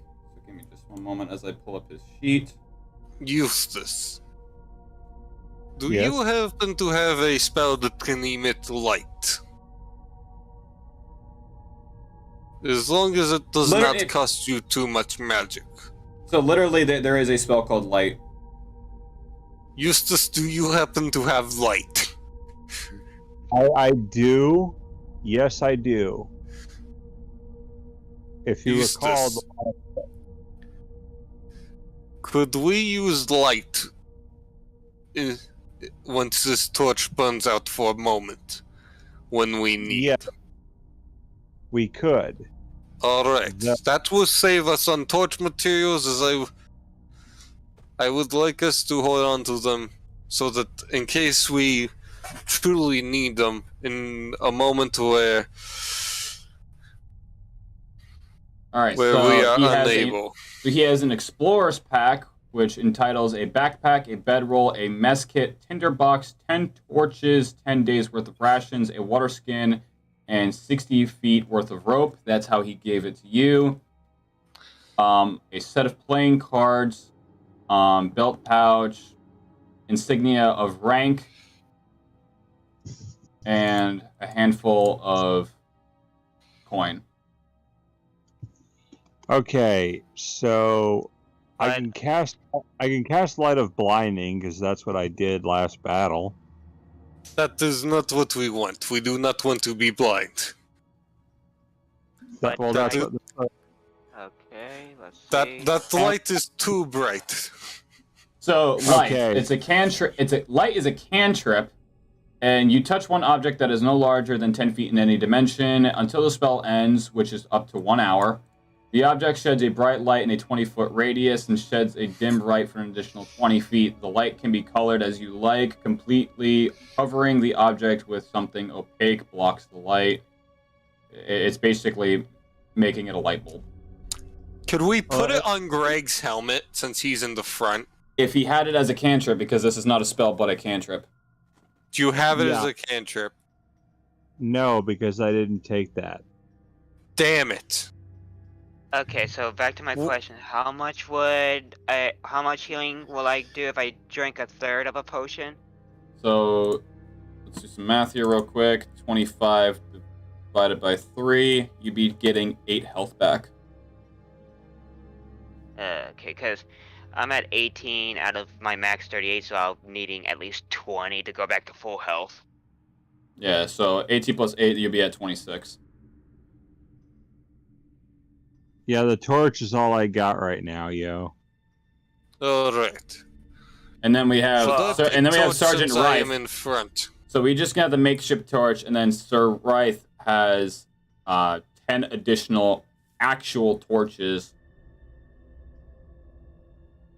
Rafe, do you have torches in your bag? I just realized. Let me look. You have proper adventurer's bag. Let me look. And he'll take his satchel and swing it into the front as he lifts it open. And you see him taking out a variety of items from his water skin to a deck of playing cards, spare change of clothes, something that looks like maybe a sheet of metal that's carved into what looks like a shield and some lines. Obviously, Greg- like an insignia.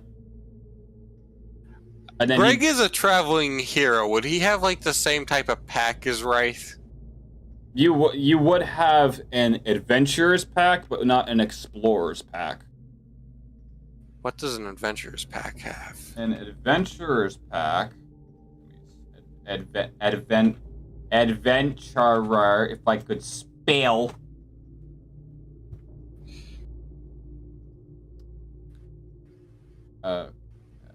Pirate. I'm getting it.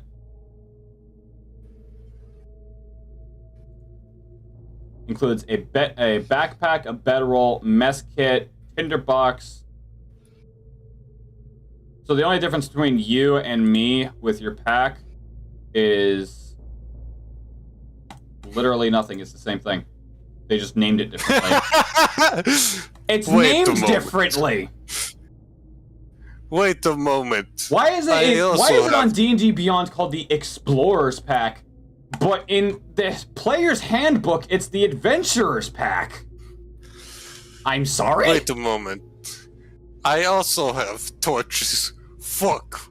We wasted perfectly good materials that we should have saved for later. No. It's not gone to waste because clearly we've been thrifty. We've held on to actual materials that have been made in bots, and we made one of our own of natural resources. This would have been more useful later when we ran out of these ones. We'll So, take what we can get. We do. Should we move on ahead, or we should stay here? Let us move on. And at this point, I would call it a short rest. So those of you that get any benefits from a short rest, go ahead. Hell yeah! I get my dice back.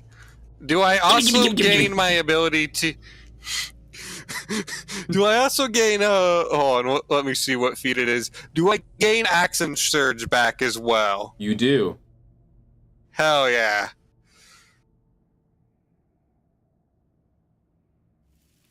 Alright. Guys, I can now start just bashing things again. I'm badass once more. I can go Hulk mode again. All right. So what do we do Okay. now?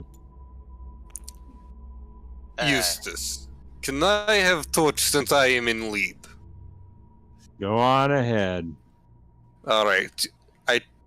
So, are we going straight on or are we going to the right?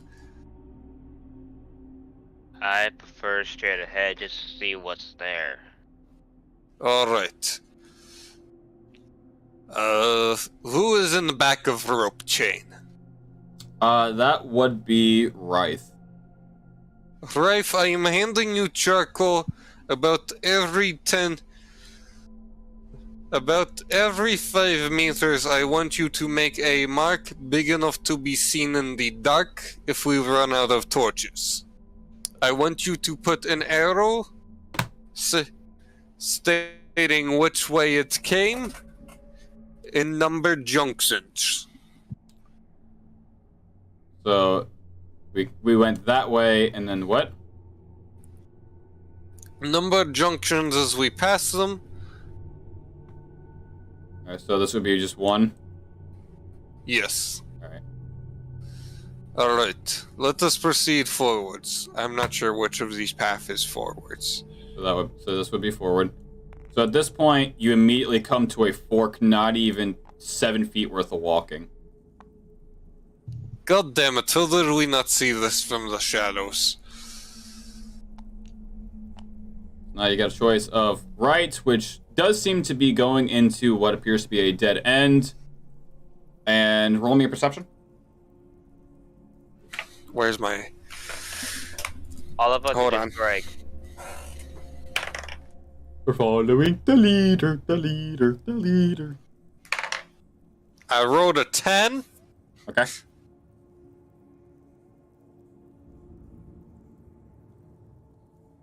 Plus your perception. My perception is +1, I'm pretty sure. So 11. So right in front of you, you do see in the wall a bunch of these spikes from the wall just coming outwards at you.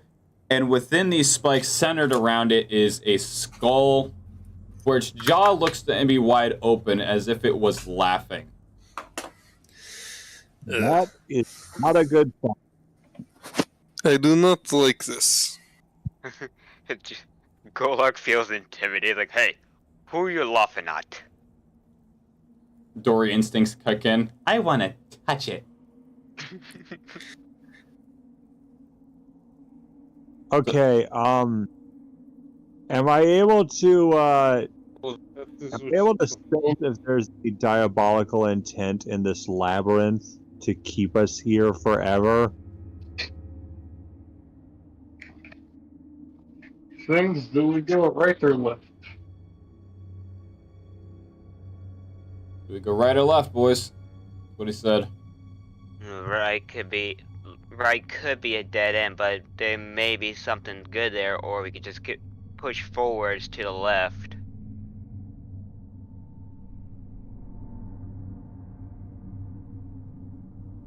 I would ask Greg, but Greg's not here at the moment. He just disappears in front of your eyes. Just poof.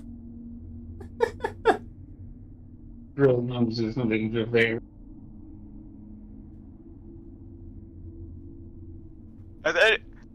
Did anyone see that? Greg gone voodoo.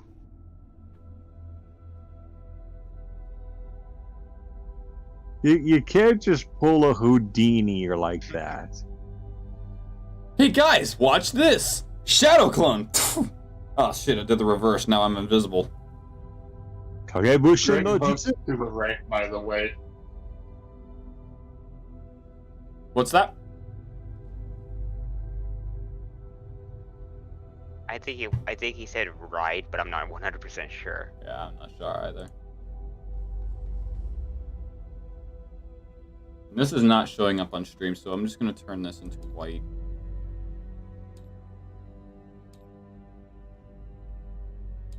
So we mark it here, and then no. Okay, so like I said, like I'm hoping that there's not some malicious force in here. I'm That's just in right now. I'm just in the mood to find some decent items. Like He- as crazy as it sounds, I want there to be a fight. Okay, Greg just texted. He says he wanted to go to the right. Yeah, to the right. He's having problems. Oh, he's having stomach problems. All right, so he wants to go to the right. So as he leads the group to the right, Eustace, as you have like a minor anxiety just from seeing this thing, as he goes down to the right, you notice that as you are walking, the skull is following you. Not you independently, but the group as a whole, it's following you and crunching in the wall as the skull physically moves. Okay, right there. That is obvious. Like, I don't care. Okay, no, frick that. I'm finding out what the hell this thing is. What's the matter, Oth- Eustace? Are you other scared of people- dead person? Other people would ignore this. I'm not ignoring this. The second I see it, it's like if you're in the haunted mansion and the portrait's eyes start following you. No, that. I'm finding out what's up with that. I ain't ignoring that. What do you mean, Eustace? Skull ain't but Skull did move. Nobody saw that. No need to No. see. It's obvious that its position moved. Okay, Well- I am casting something to find out if that thing is sentient or not, or if it's like an enchantment. Okay. I just poke it.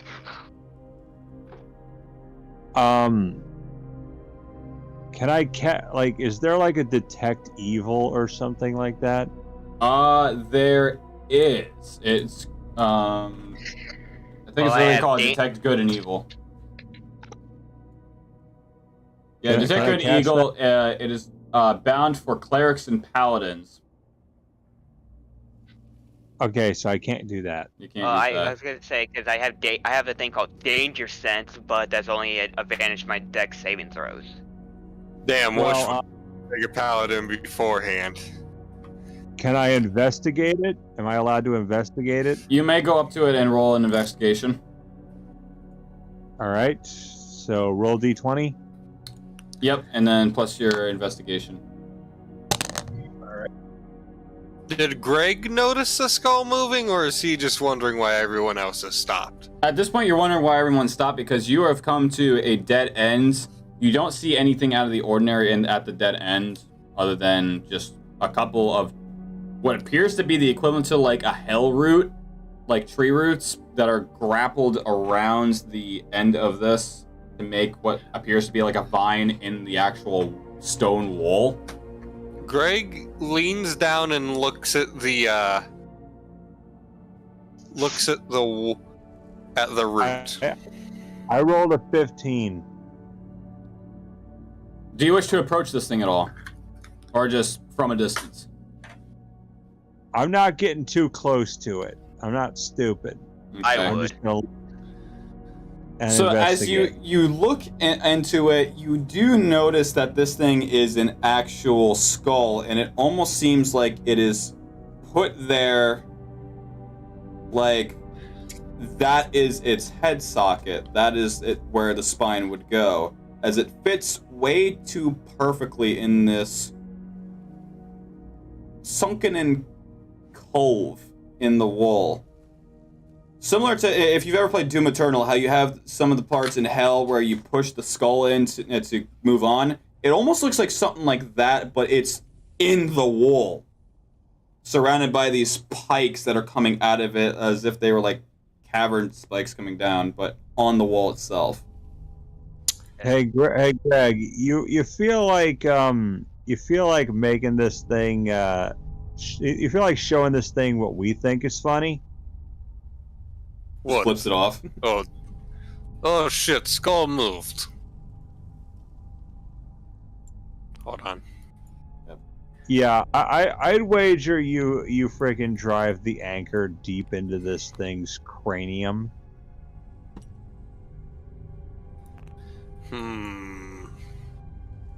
Because if it is, and if it is trying to keep us in here, maybe we should get rid of it before it gets any lofty ideas.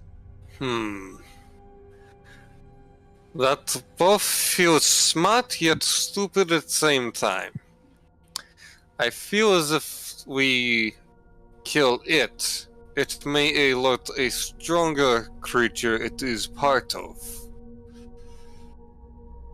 But yet, if we do not kill it, creature has eye on us, and we do not know where a creature is or what it is.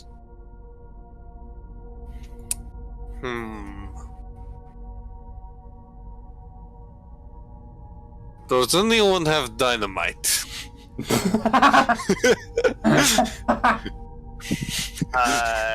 No. No. This is unrelated, but does anyone have dynamite? No. No, not that I can think of. But I don't think we can make a makeshift dynamite. If I had other materials, I might, but I do not have those materials. If I was another character, then we'll definitely have dynamite.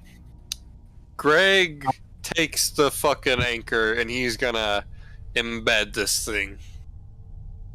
Alright, roll me a strength. Wait, no. I'd No? like to do something else first. Okay. Greg leans the anchor against the wall. He sheaves the other he hands the torch to someone because all of his great swords are sheathed right now. Okay. I'll hold it. He hands the torch to Golark. He removes his helmet and he looks into it to see what his actual grandfather, his dad's dad, thinks, not great grandpa Grug, who is like his 25 times great grandfather. Because while he was a great and noble fighter, he was not the wisest man, much like Greg. He stares deep into the helmet, trying to channel the spirit of Grandpa Grug. Make me a religion check. That is a nat 20.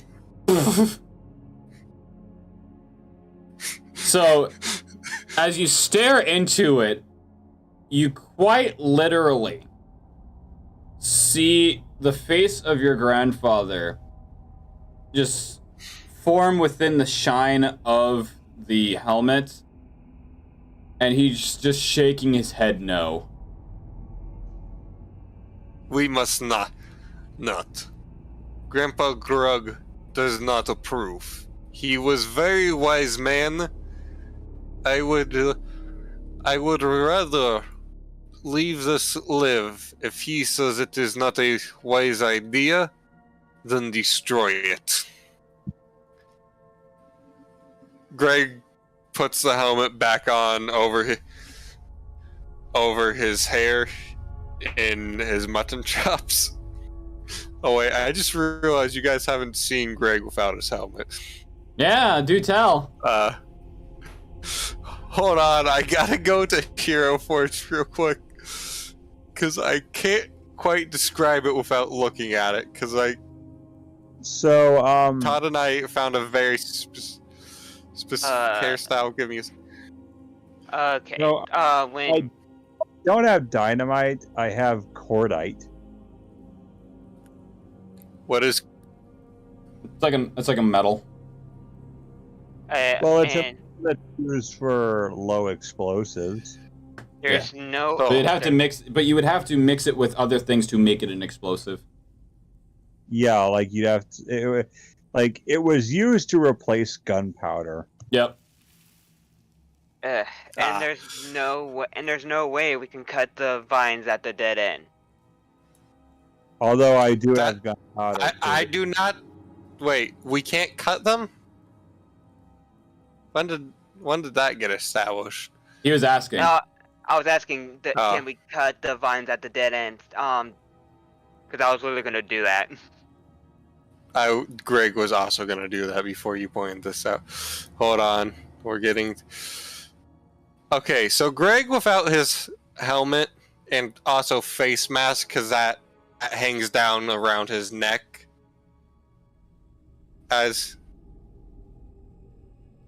Damn it, what is that under? What is the mask under? Damn it. Maybe armor or accessories? No, I mean on Hero Forge, because I want to describe his Head fucking armor. beard. No, it's not under head armor for some reason. Well, can we do Maybe that? hats? Where is hats? I mean, It would be with attire. You mean clothing? Yeah, that. Made a tomato, really.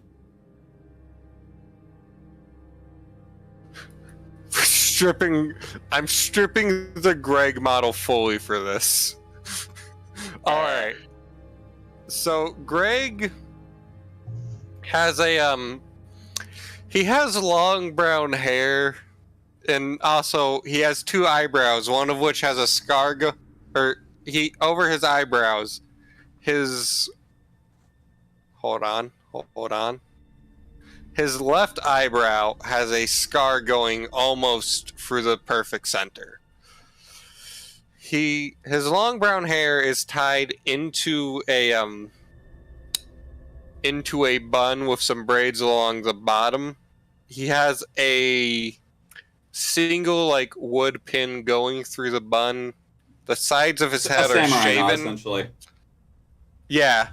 The samurai knot with shaven heads and some mutton chops on the side. hmm. And that is what Greg looks like without his helmet and face mask. But no. Grandpa Grug, he says no. This is not good idea. Okay, so the other idea is, like I was asking, can we cut those vines? I think that wall may be hollow. I think I may be able to knock down with anchor. I was just gonna cut it with my sword. No, I do not think... Well, cutting vines will be useful for more burning materials later, yes. But I do not think the vines are holding the wall up. Let's see if we can test your theory first. Alright. What is he? That... Greg faces halfway through the floor, through the wall. Fucking... / no clip. Greg no crips through reality in the wrong space. Oh no, we're in the back rooms now! Hey, look, I found the dead room! The whole party gets pulled because we're all on the same rope. Well, at that point, if you're Not no again. clipping, they're not. So you are literally just no clipping and just pulling them into the wall like a fucking doom train. That is not what happened. I just fucked up with the model. Greg, It's like those candy necklace with the elastic, and you're just pulling the string and just holding onto the candy as it's just crushing at the end of the knot. Greg puts the face mask back up and puts his helmet back on. Okay. All right. He picks up the anchor. He winds up for his swing and goes against the wall that looks like a dead end that he thinks might be hollow. Okay. Roll me a strength. That is a nat 17. My exact strength plus 7 So it's 24. is nice. So you take this thing in a battering ram position and just wham! As this thing makes a deep indentation into the stone, but it doesn't give any signs of it being hollow. You basically just railed this thing into thick slabs of just natural occurring rock. Damn. So I there was- ain't no way. You left a decent dent in this stone. Like, you chiseled out like every good bit of maybe a softball-sized hole. If that's the case, then we have complete dead ends for the most part. Because I thought on the actual map they were supposed to go under, be underpaths, or are some of them going to be dead ends and others underpaths on the part that lays over it? As seems fit, I will say. Okay, so when it's the only way into a chamber, I'm going to assume that's an Right. underpath, and when there's multiple ways to that path, Again, right. as it deems fit, I will mention, because I do have this I made this map, obviously, so... what you make it in? Incarnate. Nice. Greg would like to fuck. Were there any blades in the save smith that tools? for later. Save that for later. That's not what I meant. Were there any blades in our smith tools? Not in your smith tools, but you do have a hammer, I believe he said. Yes, we have hammer, tongs, charcoal, rags, and a wheatstone. A whetstone. A whetstone. I don't know if it'll work. I was just gonna What just say right now, just cut the vines, just use that for material. What did Eustace say he had? I have an idea. If I don't know if it'll work. What is the idea for? Is it for cutting the vines? Well, Because that's what we're doing right now. What I was doing. well, Greg's over there, so if we Well, both had the same plan, and I had that plan before you guys noticed the skull. if the vines won't cut, well, it might not be in my inventory per se, but if you're a sailor and if you're a pirate, you probably have at least one small canister of gunpowder. Boom! Baba booey. Okay, so as Greg and I cut the fucking vines to use as materials, don't know what Eustace and our sergeant's doing. Both of you make me Constitution saving throws. Me and Golark. Since you're cutting them together.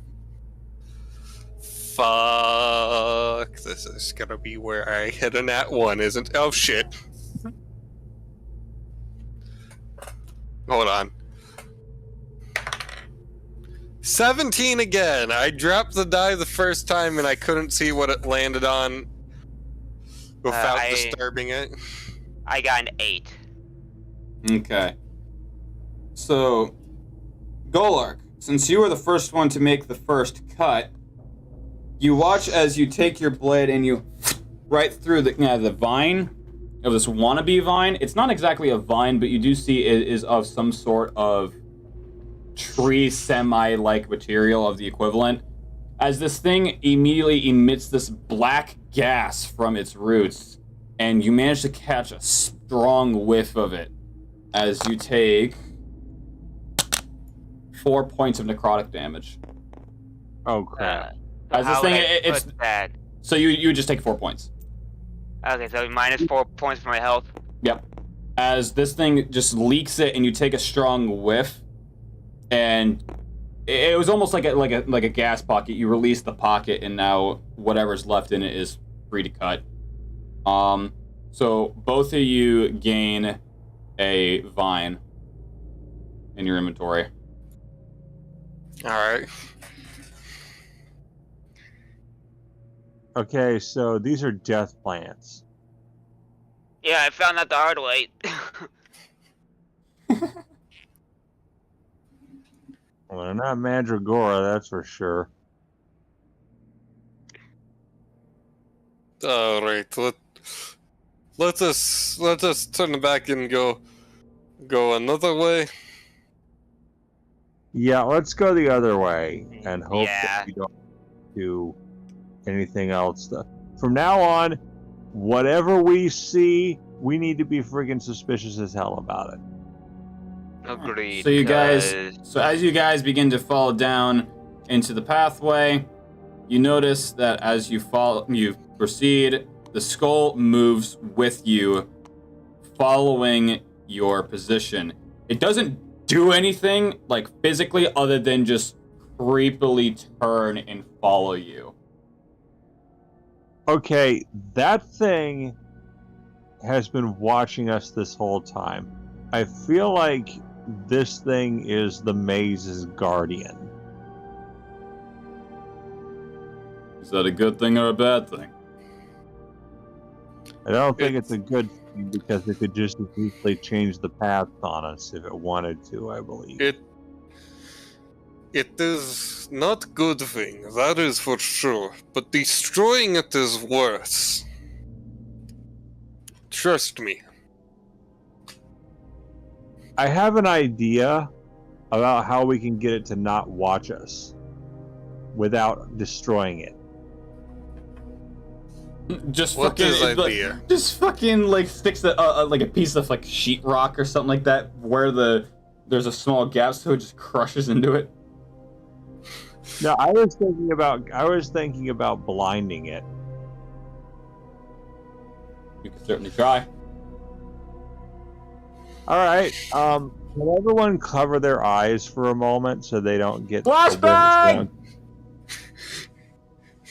Greg puts his helmet down slightly lower. Ryth is just gonna like cover his eyes and his elbow. Grandpa, I cast blinding, Okay. and I point it right at that thing. So as you go cast like they it, cover his eyes though. so as you cast it, it almost seems to have no effect on it, as its position has not changed at all. Why did that not work? It is magic beast. Perhaps it does not see the way you or I do.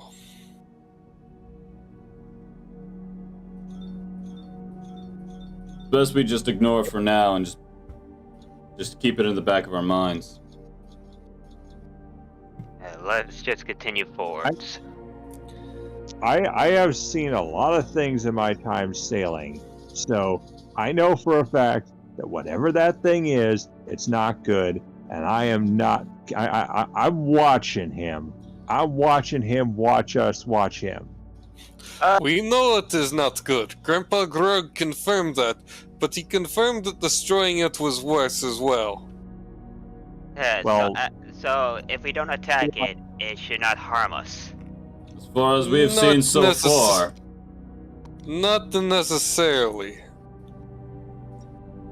There is one member of my family who set out on a quest to help save village who never returned. He wore the helmet, and it is the only reason we know a certain spell one of my ancestors cast worked. For he entered a labyrinth that could not be exited due to a beast like this.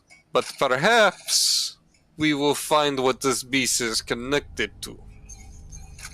One way to find out.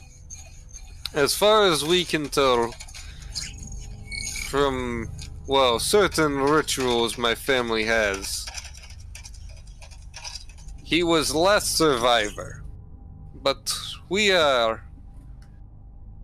much smarter men than he was, not to speak ill of the dead. Now, we are at another junction. Shall we go left or right? Well, To the left, you do see that it is another dead end, but to the right, you do see it as an underpass. Okay, so I reckon we go to the right. All right. Though do note, the path to the left you see on the wall, you do see more spikes coming out of the wall, similar to the previous Stonehenge that you just found with the skull. I just wanted to make a note of that as you guys turn to the right. Beast may not be guardian. Beast may be some form of golem. If it's a golem, It's not its overseer. It is a protector, possibly interlinked. If we destroy them, all will come to us and destroy us. Okay, so We pass through their maze without destroying them or it the best we can, starting now. So do we destroy? right. So do we not do or do we not destroy him? We do not destroy them, but we do not damage maze any further than cutting the vine we have and embedding the anchor in the wall as we did. What makes you the think this is a anchor's golem? removal. I haven't seen a golem since 10 years ago. I saw another patch of rock much similar to this one. Why would a maze have multiple guardians? How do we even know if it's a guardian? How do we know it's just not, say, like a spectral being that's just watching us? Or Most like maybe even a booby trap if we get too close. maze guardians are beasts best not messed with. So are maze golems. Grandpa Grug, he did not say, as he has before, but Grandpa Grug did not say what it was. He simply only indicated not to destroy it. Which Best we means listen they to the are. old man then. Which means it is dangerous. Unfortunately, the full family suit is not here, so we cannot commune verbally with him. Alright, Nor looks is like, Dad here. looks like we got Dad can another commune little. with ghosts. Looks like we got another fork. Which way we want to go, boys?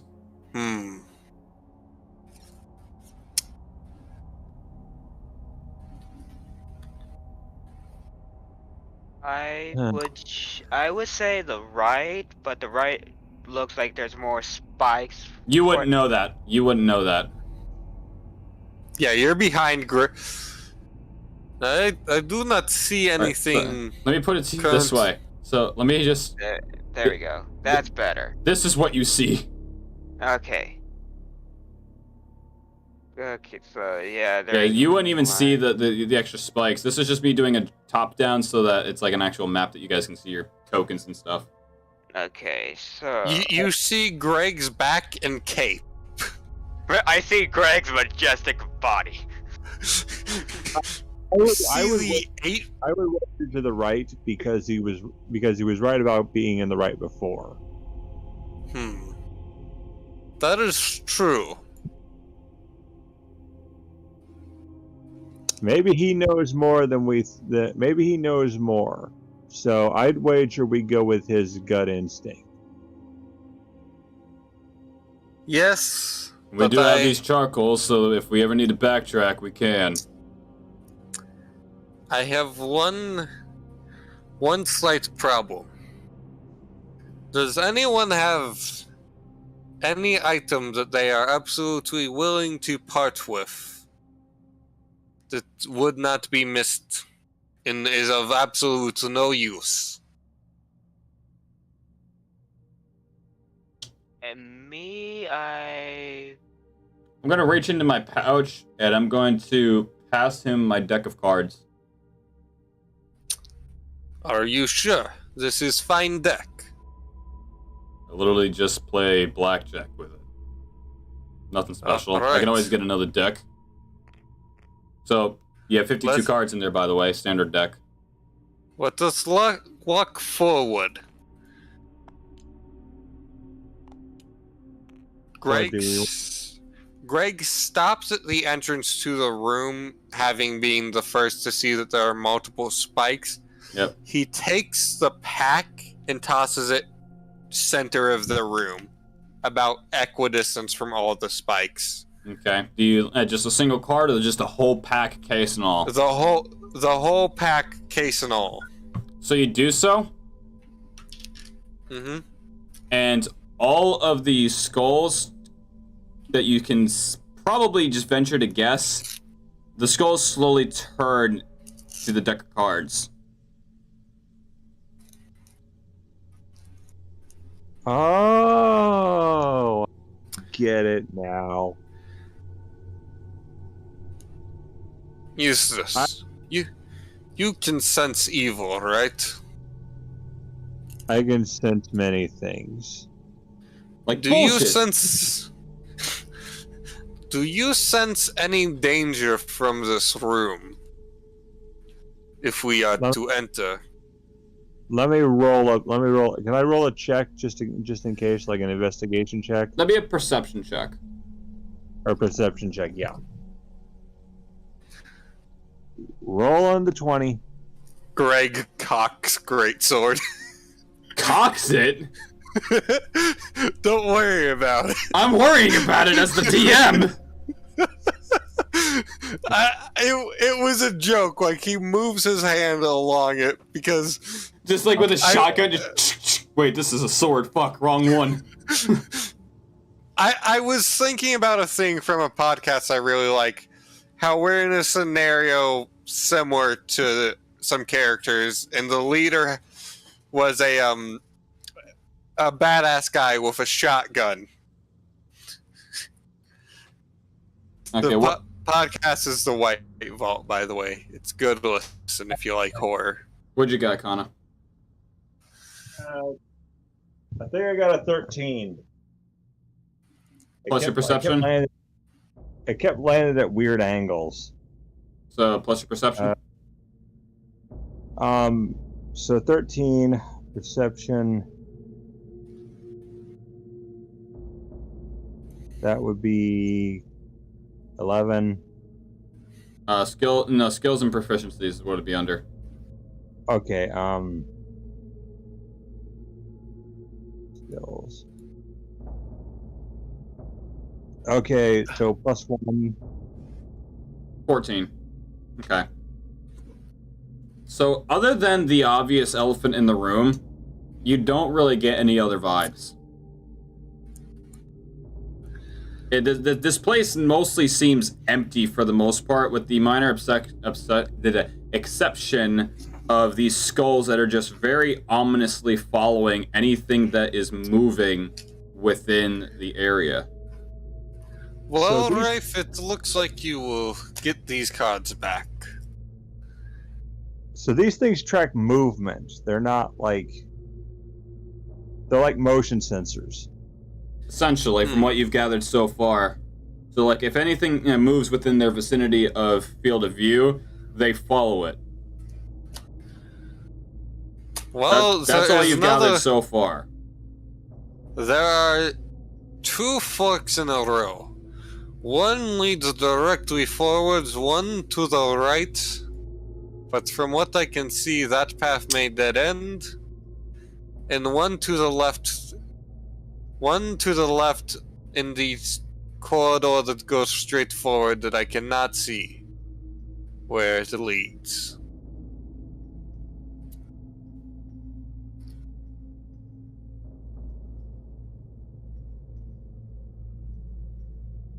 Well, boys, which way are we going? Just to be safe, because, like Greg says, the right might be a dead end, and I do not want to cut any more of those fucking vines. I say we pursue ahead, see what we can find over there. Straight forward?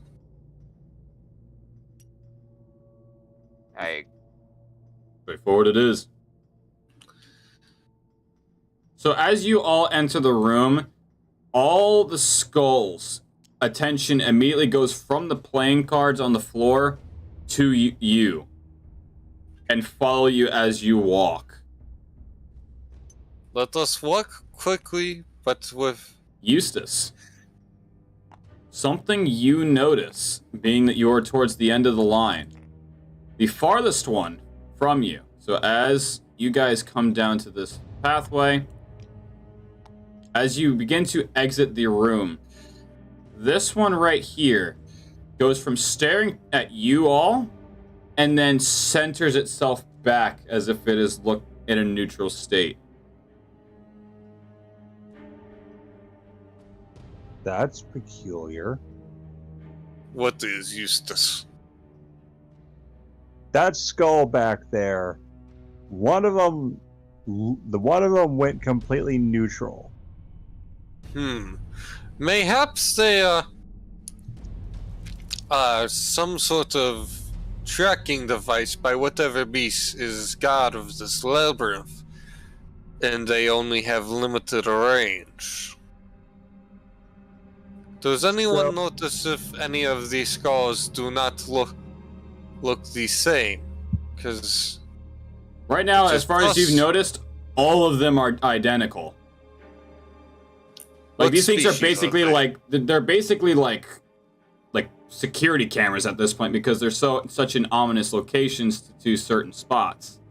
What kind of skull? What species are they, though? It looks like a standard human skull.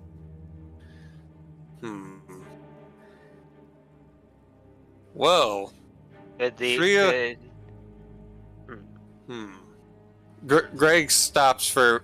Greg wanders forward some more to get the rest out of the view, since everyone's behind him in this tight corridor. Right. And as you all exit the room, these three go neutral. Greg stops to postulate for a minute. Friends, it is possible that this creature may particularly enjoy the murder of humans.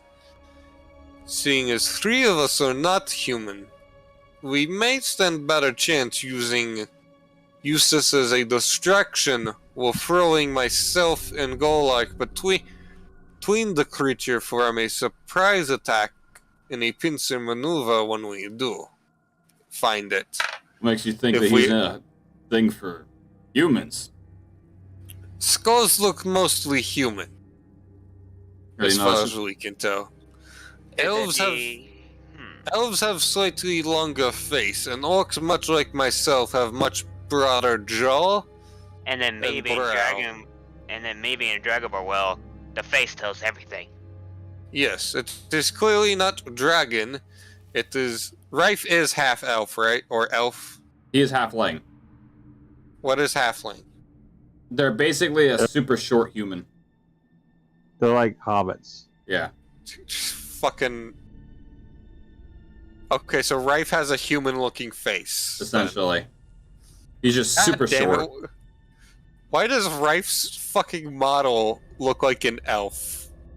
And to me, I was just thinking as we were walking by, these could be potentially lost souls from previous adventurers that could not make out of this labyrinth.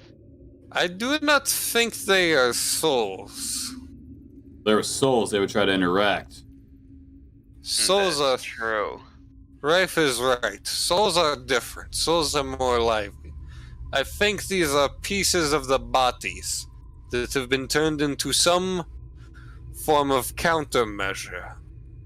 This may be demonic beast we are walking towards, or this may be some sort of evil being that has hidden itself from our world. Well, surely as we are so far away, they can't see us now, so I guess let's adventure ahead and see if we can find any more of these skulls. Well, it is left or right again. I've been... Rife, did you mark the last 2 junctions, Rife? Yes. Good. I'm gonna be dead ass. I was more into explaining than actually doing that. Okay, so Alright. Greg, I will let this decision be on your hands. Do we go left or do we go right? Should I stay or should I go? Left looks like a dead end with another branching path. I say, for now, but right has a turn in it. Did we tie enough? How much rope is between us? We had 60 feet. Give or take 5 feet between you. Between each of us? Yeah. How much rope did we put around our waist? It would basically, because you got 5, 10, 15, and then say you've got maybe 5 feet in itself, so 5, 10, 15, 20, 25, 30, 35, you'd still have literally the other half of the rope left. We didn't cut it in half. It was still whole. We took it off the anchor. I'm aware. I'm just saying that. you would probably have either that much slack on one end, or you'd have a bit more space between y'all. I vote bit more space between us. Okay. So give or take 5 feet, rope of feet between your waist, so 5, 10, 15, 20. You'd... math. So 60 minus 20 divided by 3. So you'd have roughly about 12 feet between y'all. Alright. Is that enough to get to the corner on the right path? So you would be here, and he would have to be like right. Okay. Yeah, you'd be fine. Everyone stay here for a moment. I wish to go examine what is around the corner on the right path. So as you go around the corner, and you peek... Leaving the torch with Golark. Okay. So you peek around the corner, and you see what looks like a half-destroyed staircase going down. As in the center of this massive room, it almost looks like it was a mine room of some kind. You see a mine cart half destroyed on its side. You see several corpses still with armor and shattered weapons. Towards one of the walls, you see a cooking spit and a couple bedrolls. And across some of the other walls, you see half broken into barrels. Barrels may be useful for spare torches. Friends, come closer. Alright. I vote we proceed this way. Alright. Everyone follows up towards you. And as you enter in this room, as much as it's full of death and destruction, for whatever reason, you get this odd sense of warmth. Like you feel safe compared to where you were before. Eustace, do me a favor, friend. With your magic perception, can you sense any strange creatures or curses upon this particular room? I'll try. And rolling. 17. Okay. So you 17 for Arcana.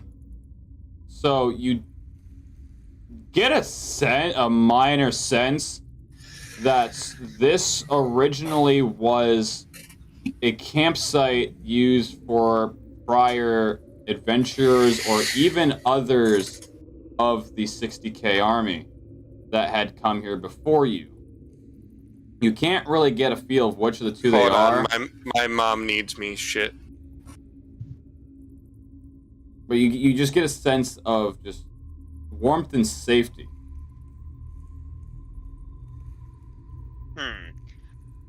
I wager we check around for supplies and stuff. That's what I was gonna say. I was gonna say, look, we'll scavenge around, see what we can find useful here or not.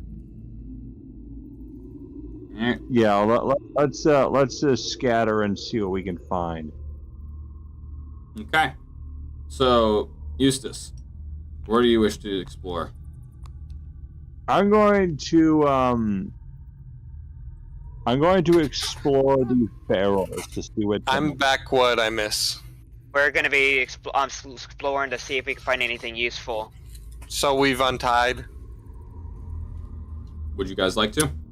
Yeah. Alright. We untie for a moment while in this room, before going back into any corridors. And We retie. Greg would like to examine the body nearest to him. So that would be this with one. a great sword unsheathed. Alright, so Eustace, roll me an investigation.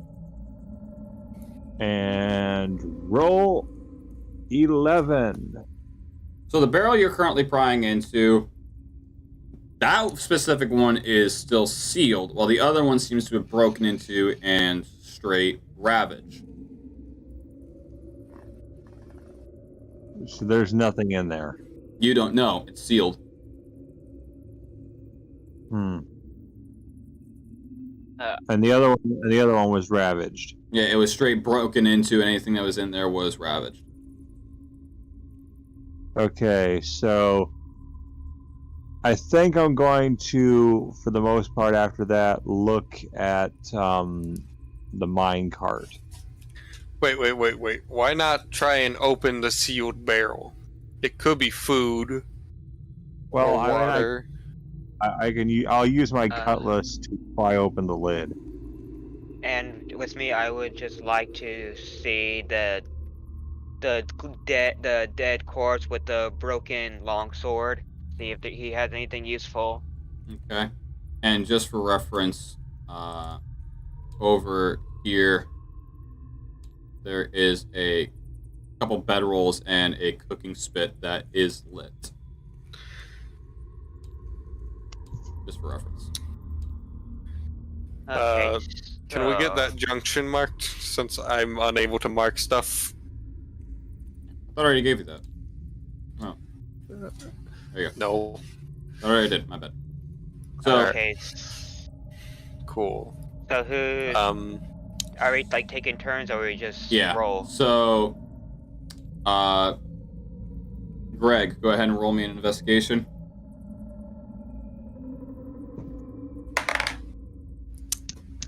I rolled a 3. Whoever made this minecart did a piss poor job because it's broken. Greg was looking at the body. Notices the minecart instead because of his love of tools. Yeah, whoever built this minecart did a piss poor job because it is broken.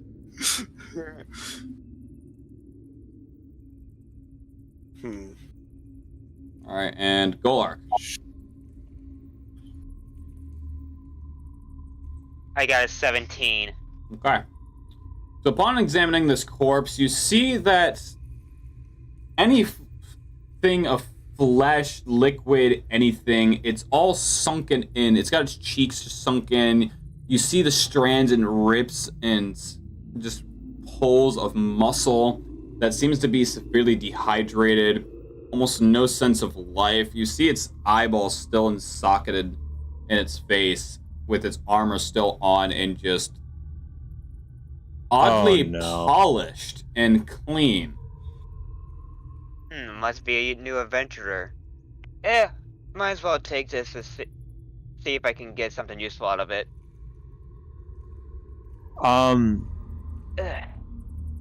Is there some kind of I'm gonna pry open the barrel with my cutlass to see if there's anything useful in it. Alrighty. So you pry open the lid and you watch as it's full of apples. I'm gonna investigate to make sure they're not poisoned. Roll me a medicine. Rolling 12.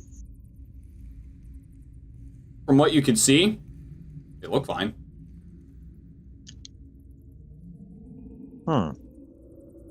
Hey, guys, this barrel's full of apples. We should probably fill our packs. Just one moment. I'd like to investigate this corpse. Greg tries to investigate the corpse again. That's a 17. Okay.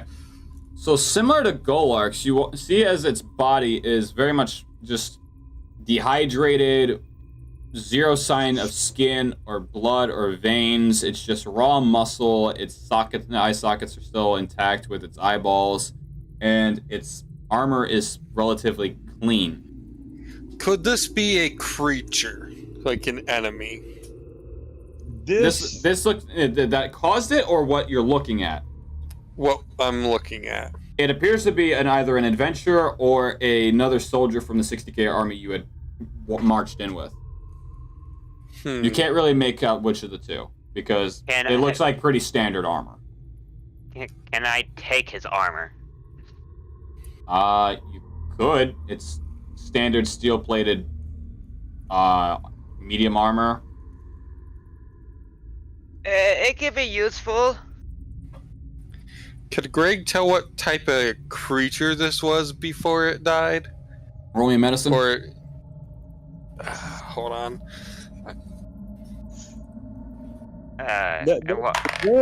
Determine. Is there a way to figure out what could have done this? That is a 14. Because I know, like, bards have bardic lore. So, from closer inspection, the one that you're particularly looking at appears to be an elf.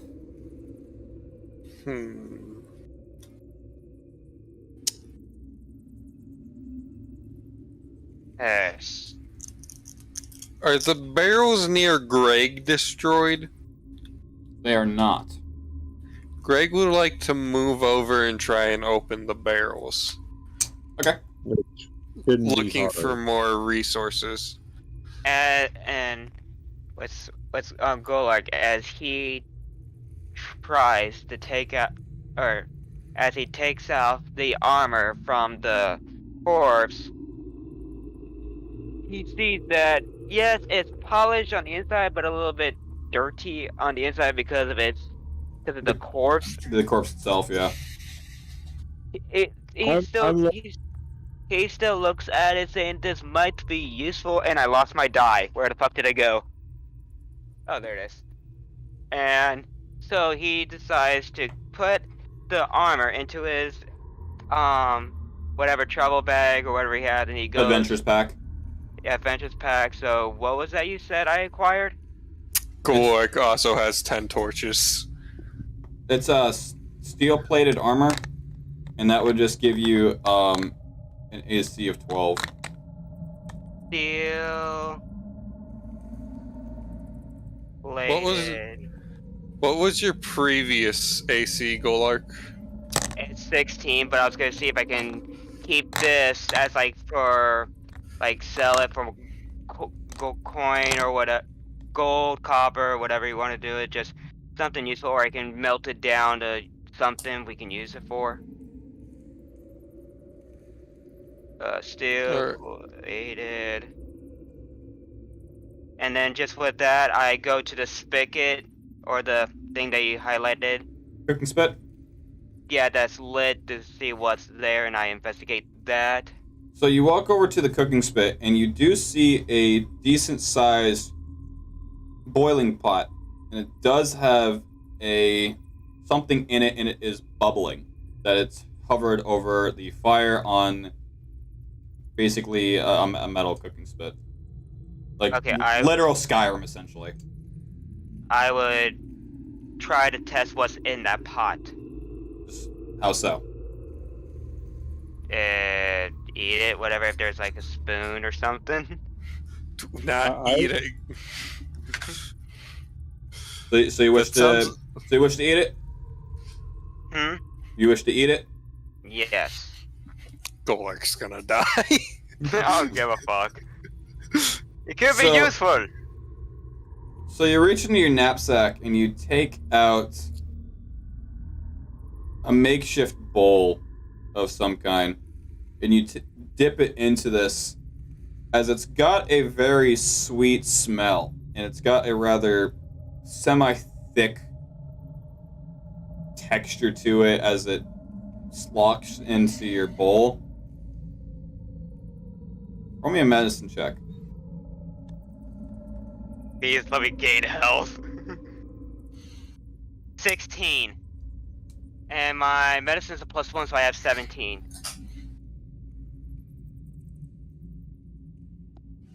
Who the fuck just brewed a stew fresh? That's exactly what this is. Guys, I found food! I'm loading my pack with these apples. Okay, so at that point, just a dozen apples. All right, so my next move is I walk. Like, am I able to walk over to see this? Can I even see the skeleton that's over there? Oh yeah, you have free reign. All right, so Greg, I'm gonna walk go. over. Oh, sorry. I'm gonna walk over to that skeleton and examine that to see if I can find out if there's anything. Like from what they're telling me, something did all this, and I want to know what did this. What Van? Well, you thing- enjoy that. I'm having my stew. I want to know what vampiric creature could have done this. So I examine the skeleton to look for wounds or any kind of signs that would indicate if there was something in here that I could identify. Another medicine. All right, rolling. Boop. 10. Okay. So you don't. wait. Being that this is a raw skeleton, you can't really make out any puncture wounds or anything as far as. It just I seems rolled like the wrong die. Okay. I rolled the D10 instead of the D20. Oh. Sorry, like that's why I was trying to tell you. It's like I rolled the wrong one. Let me try this again. Okay, that is a 16. Okay. So you don't really see any like puncture wounds or breaks or any type of damage to the bone. This thing is, pun intended, bone dry. But the one thing that does stick out, and it's ironic you mentioned it, it does have canine fangs.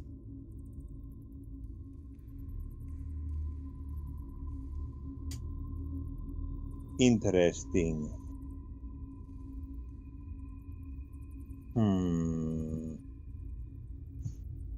So,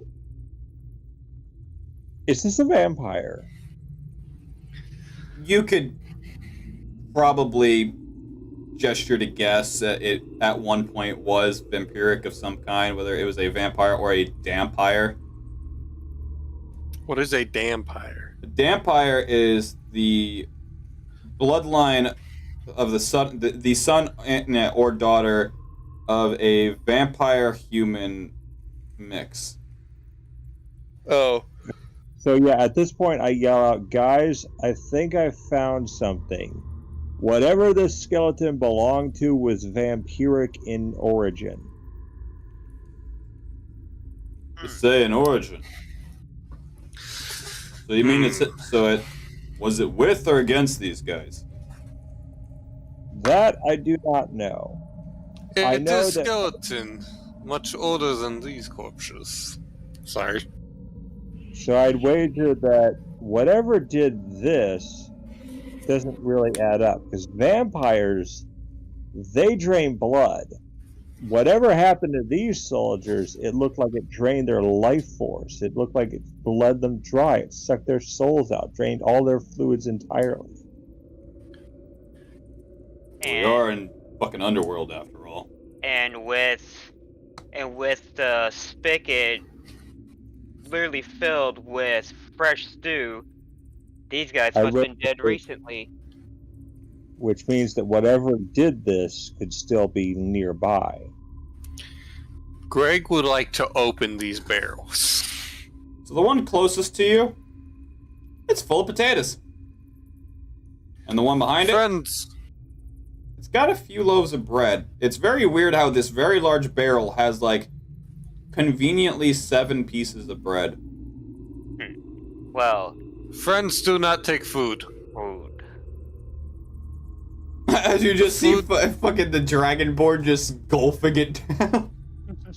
Friends, let's go look carefully. He may need help.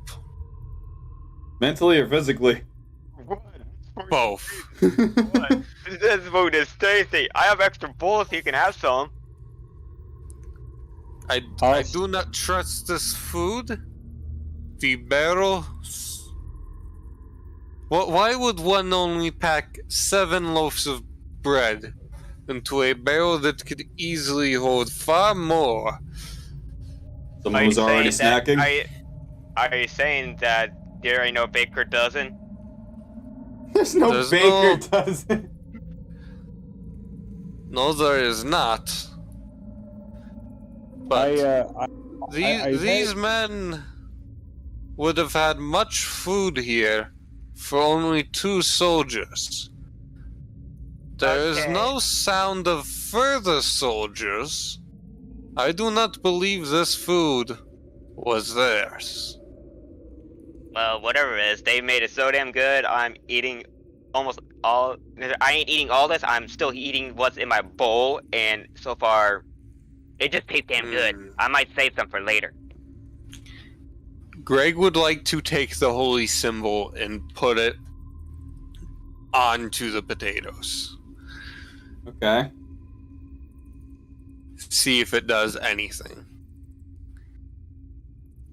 What do I need to roll for that? Don't need to roll anything. Because as you place it on these potatoes, you watch as the potatoes literally incinerate like you had just dropped a hot Do ball not bear- eat food! as it begins to sizzle like you just dropped a hot ball bearing in milk. Yeah, that's why I didn't eat the food. I wanted to investigate the food. That's why I didn't eat it. Like Do not eat food! like these you potatoes. just toss me apple. Tossing, I do as you asked. I toss you the apple. Greg takes his holy symbol and he puts on the apple. The apple doesn't react. Apples are fine? Or at least this particular one is. What the stew? I'm hungry. You- More so, am I fucked? Golak, put holy symbol in stew. Okay, I gave you the bowl that of stew that I had. You are right next to it. Just take your fucking cross or whatever it is and dunk it in you the stew. you each have your own. I have an idea. I have an idea of how we can figure out something. Remember that trick? Holy amulet? Yes. Remember Yes. that trick I played with the goddess Serenray? Mm-hmm. What'll happen? I wonder what would happen if you drew Serenray's symbol into the dirt here in this very room. I do not know Serenway's symbol. My god is Ty, right? Or Here. Tyr? My god is Tyr. God of justice. Well, I'd be willing to find out. Okay, just before I fucked myself over, I grab my amulet and I dunk it in a fucking stew.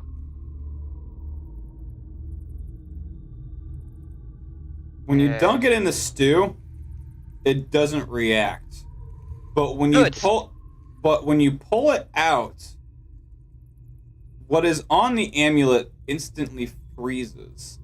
But the bowl itself hovering over the fire remains the same. So, am I fucked? You don't know that yet. So All you know is that whatever stew matter that was on the amulet, when it became oxidized and away from the fire, it froze. Well, Greg would like to put the holy symbol on the bread. Well, I am a dragon, so I should be hot eternally. Good thing you said internally. So I'm gonna draw with my cutlass Serenray's symbol in the dirt, just to see what happens. Let me see if I could actually. Cause I need some health bad, and I'm trying to find me some food.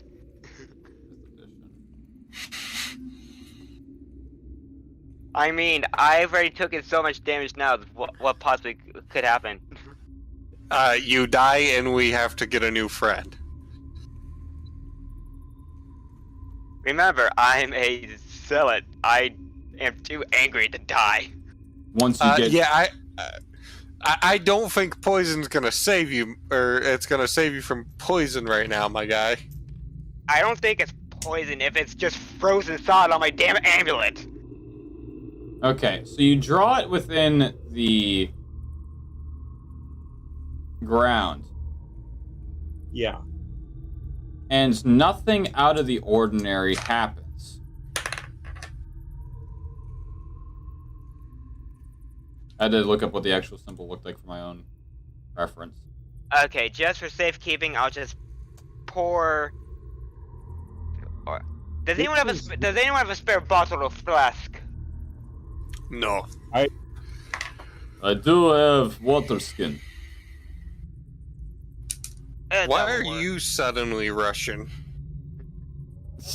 I don't know. I'm gonna be honest. I don't know why. I do have water skin. Greg would like to put the holy symbol in the bread. The This bread is very decays. Greg's Like, gonna it walk over to. Like, it literally turns to compost material. Greg walks over to the apples and puts it in the whole barrel to see if they are all fine or if some of them are fine. So you place it within the barrel, and quite literally nothing happens. So the Greg will apples are fill good. his pack. Greg will fill his pack with as many apples as it can hold. At that point, Keep it in would mind- just be a dozen. Okay, so Sergeant, may I borrow that water skin He hands it to you. This is very for peculiar. the? Why is it that I- only the food over there is tainted? I pour the stew that I had in my bowl into the water skin and closed it up, and I put it in my pouch. Could be useful. It may be in this area, but you may never know. Someone could probably convert the stew to something where it doesn't hurt us. You don't Greg know if it picks does or up- doesn't. You just know that when you took it off of your amulet and you dunked it out of your stew, the amulet froze, but the rest of everything else has been fine, and it has never reacted with anything else but the amulet when it was nowhere near anything. Well, I put it into the water skin right now. Right, and nothing has happened. It's still stew. Stew may be made out of demon parts, so may react to apple, but Paladin may have cleansed it. Plausible. Greg picks up the barrel of apples and brings it to the crew. Okay. Ah, some apples.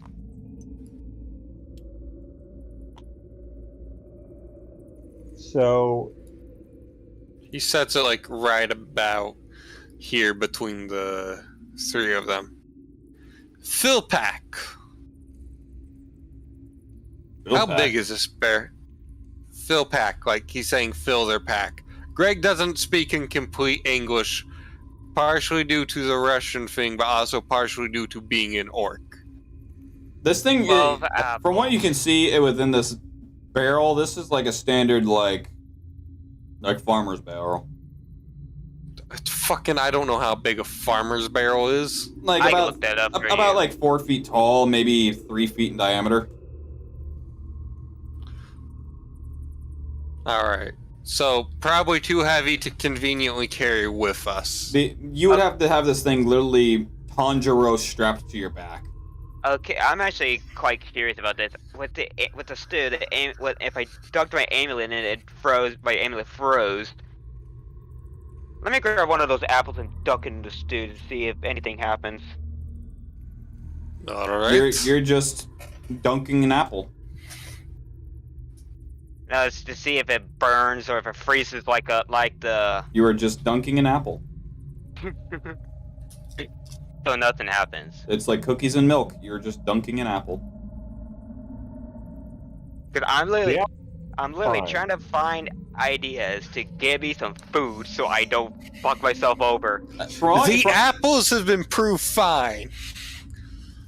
And the stew has been proved fine when not interacted with an holy or radiant object.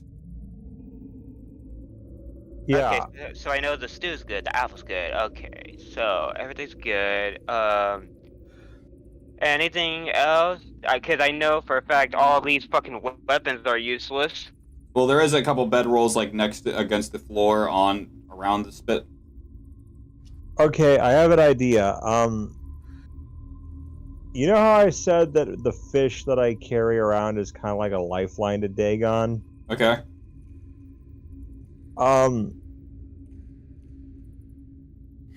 Although it's not gonna fucking talk to me, I can at least see what its reaction is to the tainted food or the corpses to see if I could find it, to see if it reacts in a way to the situation, like kind of like how animals freak out before an earthquake. Yeah. So I pull me an idea. I pull out my flask with my angler fish in it. While he And does that, good. You can still continue. I was just talking to myself. I'm gonna set him in that vicinity to see which one he looks at first and if he does anything.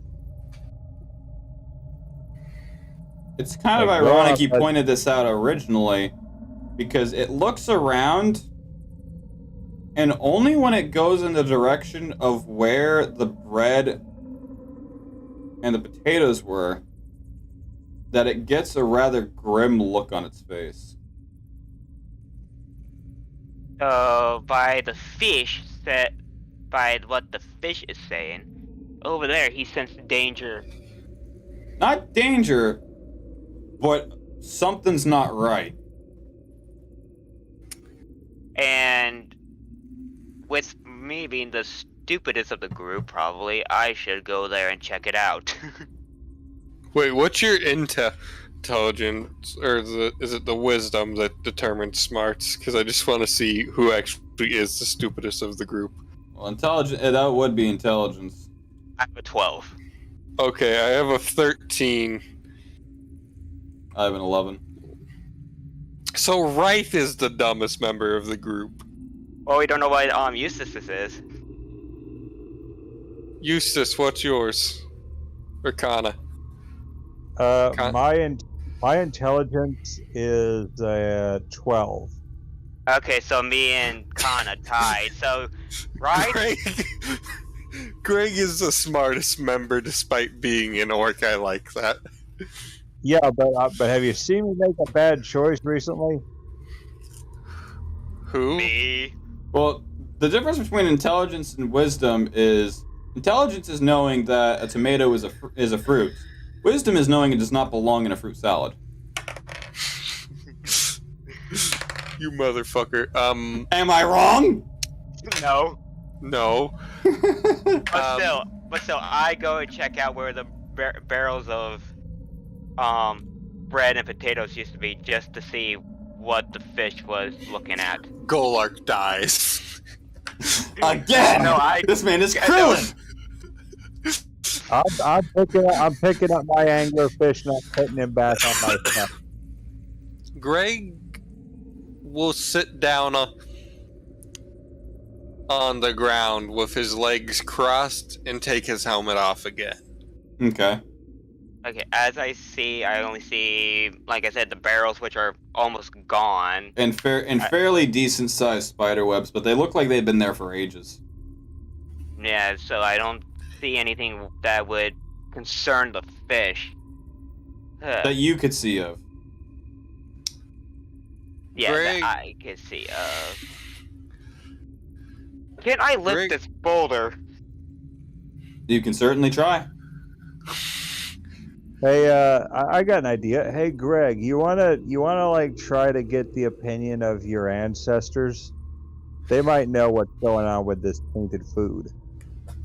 I am trying. Greg reaches in his bag and pulls out a special piece of charcoal. It's not black like the others. Or, well, he pulls out a special marking material. It is a strange mixture of blue, purple, green, in possibly some sort of red, purple, magenta type color. Okay. He takes the helmet off and he draws a few symbols on his family helmet. Okay. One of them is his family's crest. The others look like they may possibly be orcish names or runes used to refer to people. He is summoning all 24 members of the family who have worn the helmet who have passed. Okay. But to get their opinion. Roll me a religion. Yeah. Hold on. What? He also draws another sigil. The sigil of Tyr, but it's mixed of what appears to possibly be the orcish spelling of his father's full name to contact his father as well. I walk over to the barrels of tainted food, and I've got an idea which, I've realized that the normal divine stuff doesn't work. So, what I'm going to do is I'm going to essentially draw the symbol of Dagon into the ground, or like on the barrels. Greg rolls a nat 20. I was rolling to see if I could pick up the barrel, and I rolled a nat 20, but I could re-roll if the DM allows it. Oh, wait, And You mean what? the boulder? The boulder. So You you rolled yeah. a nat 20? Yes. Don't re-roll that. Well, I rolled it while you were talking, so I didn't know if the DM will allow it. If you rolled it, you rolled it. So Yeah, I you rolled a reach nat over and you 20. like bear hug the boulder, and you lift it as this boulder is pretty deep in the ground, as it's got a massive crater in it now, as a decent amount of just bugs and ants just start crawling out of this hole. Nothing useful. Chucks a fucking boulder Where are you throwing I'm this? going. over to the dead corpse next to the sword, the one I took the armor off. Behind Greg. Roll me Yes, in behind athletics. What? Roll athletics. A 17, and my athletics is a +3 in strength, so I have a 19. Okay. No, that's a dirty 20. Okay. So you don't make it all the way to where you're wanting to, but you move the boulder to basically against the wall. Hmm. All right, I'm Okay, gonna drop. so you can do your thing, Kana. I'm gonna draw the symbol of Dagon, and let's see what a symbol of madness and disarray does in the presence of these barrels. So I'm gonna draw that on the barrel of the tainted bread. Let's see what the symbol of madness does. Get mad! Quite nothing literally happens. Greg rolled a nat 20 for religion, by the way. So as the room begins to fill with specters of a transparent blue of your past, and they nearly circle around you as if you were the sacrifice of a ritual.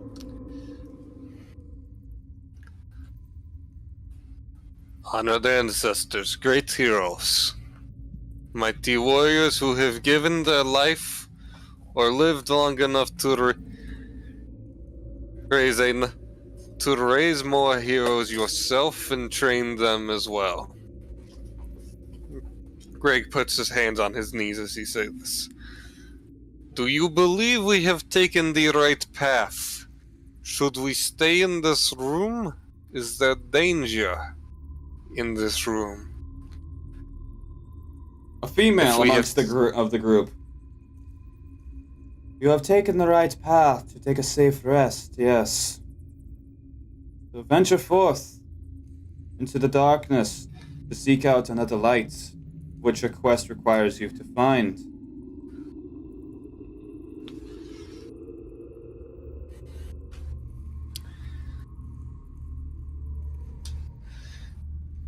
Grandmother. Damn it, I'm trying to think of a female orc name. I don't want everyone's name to just be a variation of Grug. Grug, you got Gruggetta, Gertrude. No, it's just like fucking Vikings. Olaf, Olaf, Olaf, Olaf, Olaf. Well, that doesn't make a sense. joke. That is Greg, Greg's father, Grug, and Greg's son, Grug Jr. And then you have grandfather Grog. Grug. No, there's Grandpa Grug, then Grandfather Grog, Grandfather Grog, who is Grug's granddad's dad, and then you have Great Grandpa Grug, the first, who wore the suit of armor. What about Grandmother Grandma Gertrude. Yep, we're rolling with that. And Is there danger in this room? I didn't even get to say the name. Sorry, go for it. I was gonna go with Brunhilde. Brunhilde? That will be a different member of Greg's family at some point we may meet. Who is this? His cousin. His cousin! It could be. As of current, there does not seem to be any danger. What ails the food in those barrels, then? As I said, this room is safe for a rest. You've taken the right path to find a light, to rest, and take a moment to breathe. Though you need to venture further into the darkness you have arisen from, to seek out a new light, to venture forth with your quest. Much like the fog of a forest.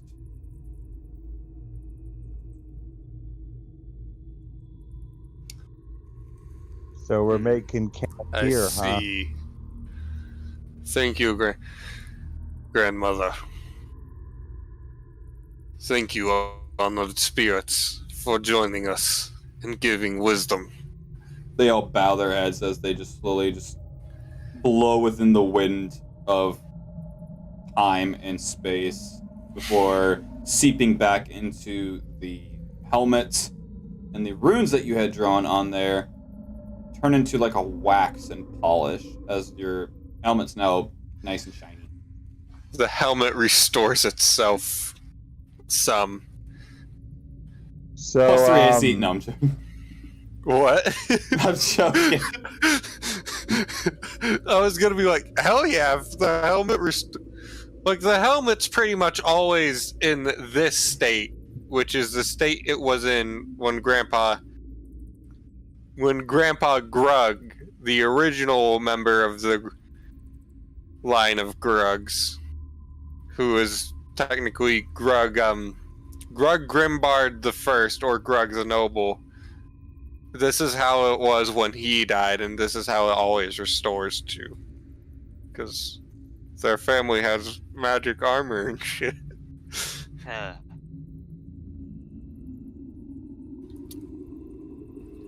Sergeant, have you found anything useful in here? Common sense. I finally decided to get some common sense, and I'm gonna rest. I agree. As he takes off a good bit of his inventory, and he sleeps into one of the bedrolls closest to the skeleton as he's half uncomfortable, but it's where it's slayed and he doesn't feel safe moving it elsewhere.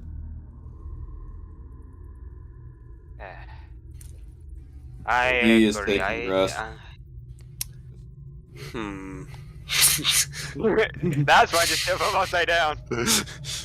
I'm not sure. I think Greg will keep an eye on us if we take a short rest. Maybe we do shifts. You three go first. Golak, you like second to watch as you are fellows as a fellow noble fighter. I agree with that, and then it will be Eustace and then our sergeant. I think as Rafe went to sleep first before this was established, he goes third, then Eustace. While Eustace may be powerful of magic, no offense, Eustace, but I do not know how quick on the draw you can be. Okay, I still so have a few tricks up my sleeve, and I do have one little trick up my sleeve I have yet to use. I was a little impressed by your feat of calling upon your ancestors. You've given me a little inspiration. Please excuse what I'm about to do, as I don't normally confer with my given... I wouldn't call him a patron, but I would call him an ally, somewhat.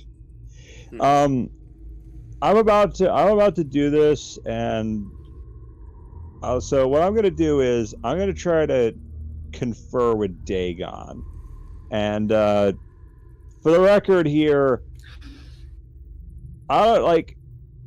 Do the others know what Dagon is? Probably not. and He's you an outer god, right?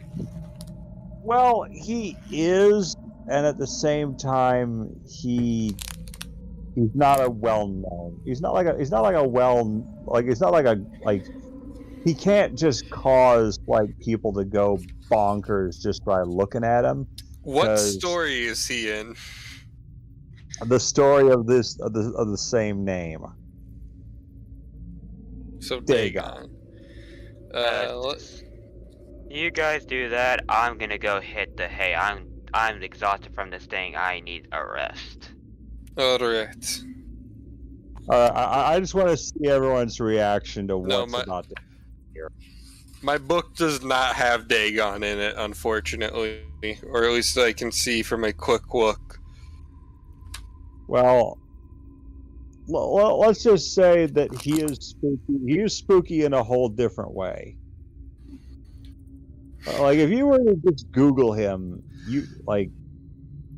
specifically Google him from Lovecraft, not the actual mythological Dagon. I'm gonna do both. Okay. But just a heads up, he's awesome looking. Just out of my own pure curiosity.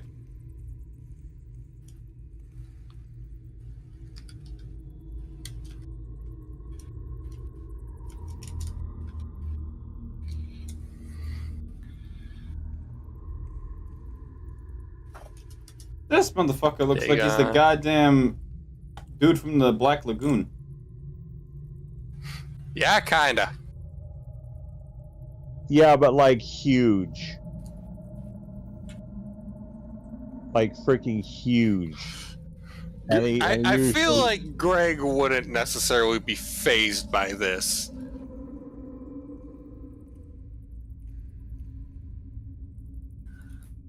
So madness has no effect on him. I mean, Greg's a traveling hero. He's probably seen shit like this. Well, like, I mean, Dagon's probably gonna have an opinion about what the hell's going on. So I'm gonna try calling on him by putting my anglerfish in the center of the symbol that I drew on the ground, like with Dagon. Just be like, all right, you got any words on this? Because like the fish is a lifeline to him.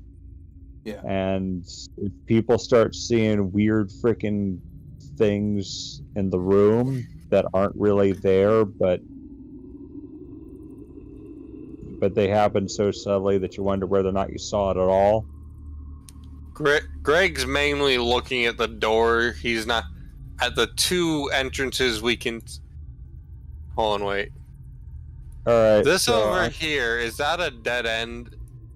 Yeah, that's just there. Okay. Greg's mainly watching the entrance furthest from him. All right, so I do that. So DM, it's all you. What happens? What's Dagon got to say? You again. What do you want? Sorry to bother you. I know I landed on your island quite some years ago.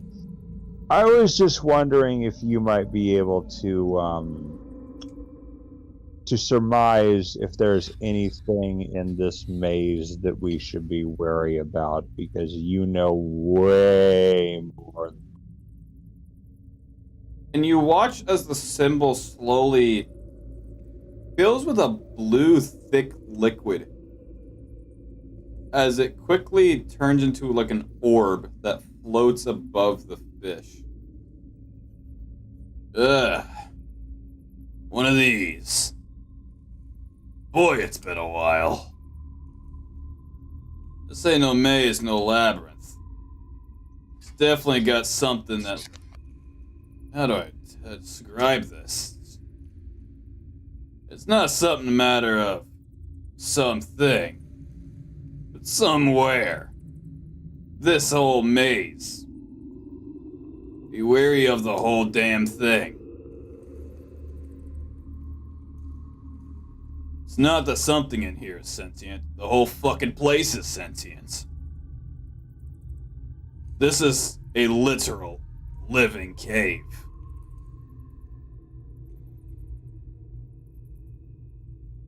Oh, cheese logs. Is something wrong, Eustace? Well, my consort just told me that we are essentially in the belly of the beast. The Fuck. cave is the monster. Some sort of more advanced gelatinous cube. No, That's no. why Worse. Oh shit. This thing doesn't exactly have a name. But, over the course of times, been known as a Lichsen. Oh, what? A Lichsen. Lichsen. So take the The concept name- of a lich, where they have one particular lair, and they have some sort of phylactery that resides in it that they protect with their life. And imagine that lich was the lair, and the phylactery was the area it lived in. So to basically defeat whatever is causing this cave to be sentient, you basically need to destroy the plane it resides in.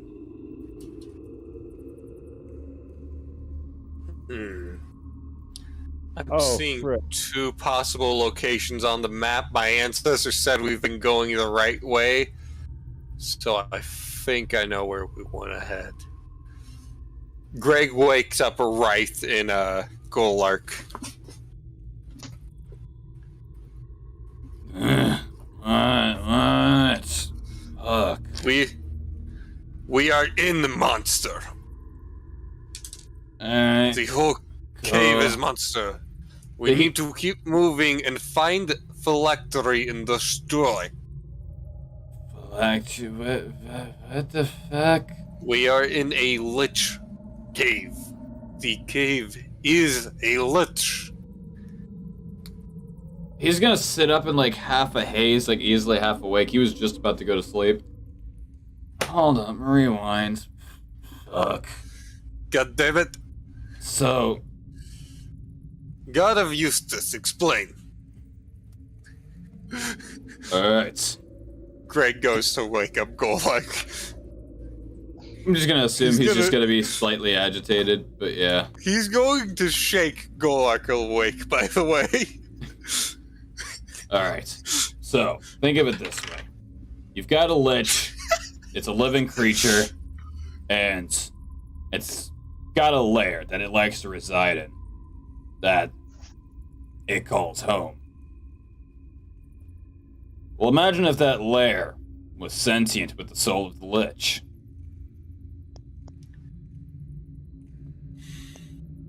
So those stones you saw moving and following you? Yeah, something's watching you, alright. Whether it's good, bad, or just who the fuck's in my house, that's for it to decide. But you are correct, you are being watched. And your ancestors there, buddy boy. You're in a safe spot right now. You're wondering why these foods were tainted? Well, that's because they're closer to the center point of what's causing this thing to be alive.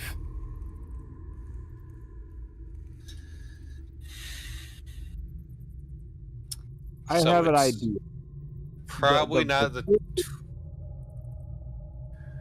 The food is how we can tell how close we are to this thing's living point. You're catching on. You're catching on. What if we take the food and use it as a way to determine how close we are to this frickin' thing's... The ironic part is, the only time you knew this is when he put the amulet on it. So you would basically like to have that, like, middle school field day egg on the spoon with the amulet. So if Greg hadn't been suspicious, we would have been fucked in the ass. If you hadn't been suspicious, you would have fuck no idea where you are and think you're just in a cave being paranoid that something's gonna rip out of the ground. Greg reaches into the barrel of apples. He wraps the amulet around his hand, holding the apple. Okay. He's going to move towards the other entrance to the room and see if the apple decays. It doesn't necessarily decay once you get to there. Friends, rope up. We need to move. Everyone, take as many apples as you can.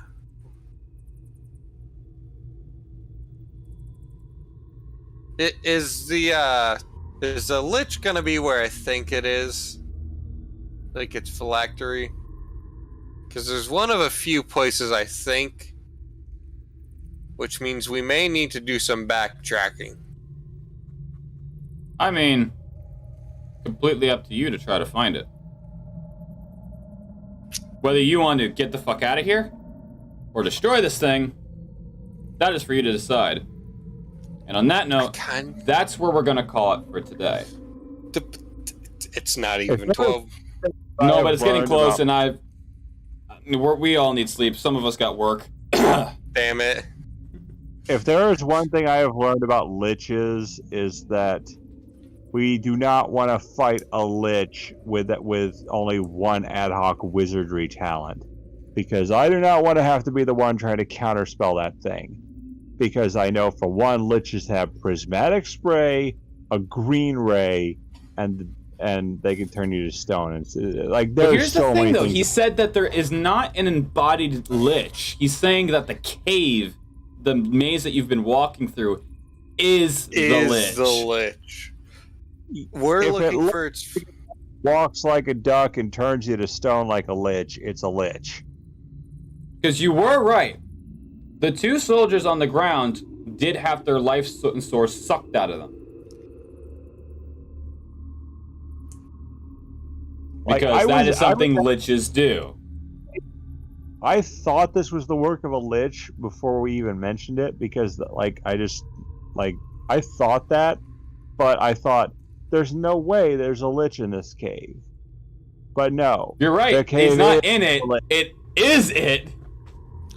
So, and this is literally something I just invented 2 days ago, because I made the map and I wanted something to make it special. And so, in the proceeding of making it, I deliberately put these spikes there, thinking, okay, something with the ceiling. No, what if I made these almost like cameras watching you throughout your going through this, and I put them in only certain parts of the map, giving certain sections being safe and others being you are watched. Like, some are back rooms to where the employees are allowed, and some are just open public. So, I'm marking on the map, guys, where I think the Lich might be. Okay. Hold on. Because that room there looks like it leads deeper. So it might be a floor down in the cave. This room here has a well and is the room with the most spikes in it. There's also that odd orange crystal. You metagaming fuck. Let's have a flat, so that crystal very well might be what we're looking for. There's also this room over here that has the other minecart. It has 2 of the spikes, another staircase that looks like it might go up a bit, but there's And that just- treasure chest and more crystals. Where better to hide a phylactery than in Or a a- pile of treasure. But here's the funniest thing, though. A phylactery can be literally fucking anything. They just have to imbue a piece of their soul into it. Well, It could be a sword. It could be a piece of treasure. It could be a piece of food. It could be part of a fucking house. I've literally seen a DM make a certain doorknob of a random ass room in a lair be the phylactery. I'd like to point out, though, that all of the rooms I've marked out currently have the most objects or look like they could lead deeper into the layer for us to find it. It could... Well- Wait a minute. Before we end this, Greg walks up to this minecart. Okay. Greg unsheaves one of the mending swords. Okay. Greg's going to swing at it. Try and chop it in half. You don't even have to roll. This thing cuts like a hot knife through butter. As this thing eventually just starts to decay and cripple as the paint peels, the metal corrodes, and it eventually just crumbles into a brittle dust. Probably not the phylactery, and the phylactery's probably not on the new corpses or its weapons. Yeah, I don't think it'd be that obvious. Though I will say this.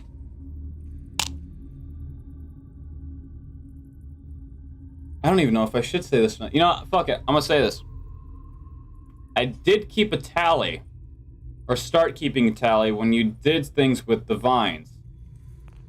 There is a reason, and it's not because you simply cut it. The vines are the fucking phylactery, aren't they? I'm not saying that, but I'm saying that it isn't a part of an Easter egg.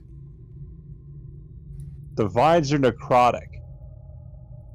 That's what liches do. They do necrotic damage. There's a reason I made it necrotic damage, because it is literally a step to the Easter egg of this lair. So, cutting the vines is our first step, per se. This is the only step that you've taken notice. Now that you've noticed this, you've noticed 2 things that could lead to this fucking lich. Or its phylactery.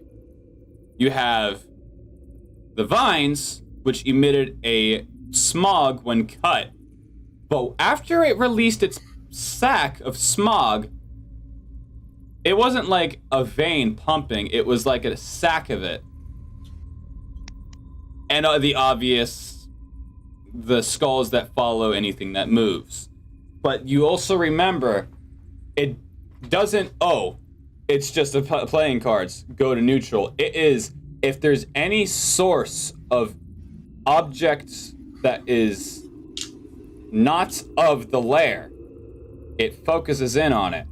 Like, if there was a thing on this, in this room, it would be neutral, because it knows everything in this room, it has been taken care of. there was a new objects thrown into the room when he threw the playing cards. So it focused in on that. And once you all left the room, they went neutral because there's nothing new in that room for it to pay attention to. So Pyro is saying that the organic material being connected to the Lich made me think of something else. There's this path up here that looks like it may possibly be somewhere we might want to just not set ablaze, but take a trip to. Because this is the only path that's been blocked with something that's been made by someone. I think just for like, what I'm thinking we should do is like, if we're gonna find that phylactery, we need to find what reacts to that phylactery, and if the food decays in its presence, we can kind of use that as a hot cold thing. It's like, are we getting warmer? We're getting warmer. And this will give you guys a little bit of homework and maybe something, because remember, in the tavern, there is a chat literally called No DM Allowed. I literally have permission set that I cannot read your messages. So if you guys wanted to plan or strategize something and have it be completely news to me and be a surprise to me, like you guys trying to outsmart me, by all means. Just a fair reminder.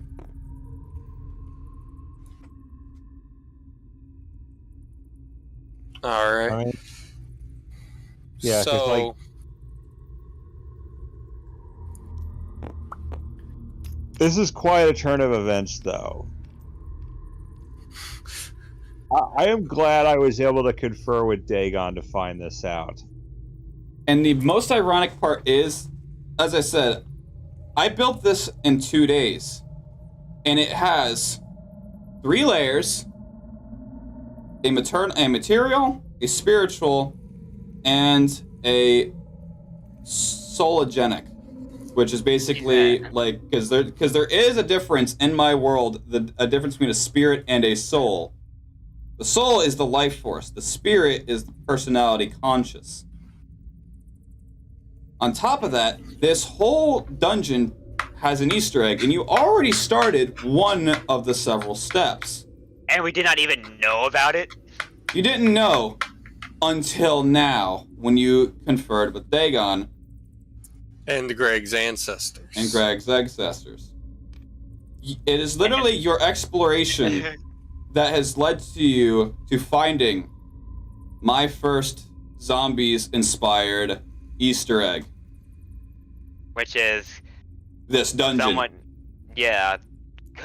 I was gonna say cutting every vine that we see and see if we get closer, or like Greg or Kana said, grab some food and use it as like a hot cold detector. This is literally one of those Easter eggs where it does not have a certain step order, but there are steps to get to the end goal. You do not know what that goal is or what all the steps are, but you have clues to 2 of the several. Whether you wish to finish this or simply move on and trying to find Drakich or the Judgment, that is completely up to you. I kind of think we should get rid of this thing before we do that, because it may help others get through. That, and also it won't be a menace if it comes to it at a later date. As well, Yeah. you guys remember, everything you do does have consequences of some kind, good or bad. This is a butterfly effect campaign, as this is a prologue happening in this current time, 150 years before the events of Chapter 1, which is going to be present day. You are literally... How long? This is 150 years before Chapter 1, present day. You are literally forging the end of this war, because you are going to defeat Drakich. That is your goal. whether you actually kill him one way, shape, or form, the end of the war has always been Drakage has been found dead. And what you guys do here does affect the mortal realm and the underworld should you need to come back with your main chapter characters.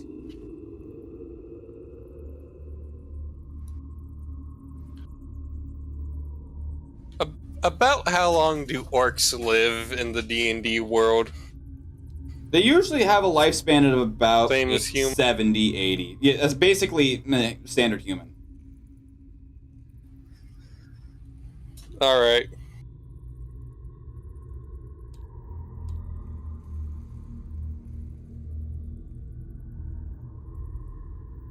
Yeah. Like, And the Lichsen is literally something I've created because I have an obsession with liches. I've made liches with my previous campaign of someone who's trying to create a resurrection reverse time potion and was a druid turned warlock turned lich. I have a very, very big obsession with Valendra's Shadowmantle, and she's been a big antagonist in several of my campaigns. So I was thinking, all right, how do I get liches involved with this for the prologue? Because obviously main campaign is going to have its own share of liches because I just have a fascination with them. I wanted something different. And that's where I came up with the idea of what if the lich wasn't a person or a living entity, but the environment that a lich would reside in. And that is when we have the Labyrinth of the Lichsen. Okay, so yeah. And just don't bushwhack me with prismatic spray. Again, it's not for me to decide.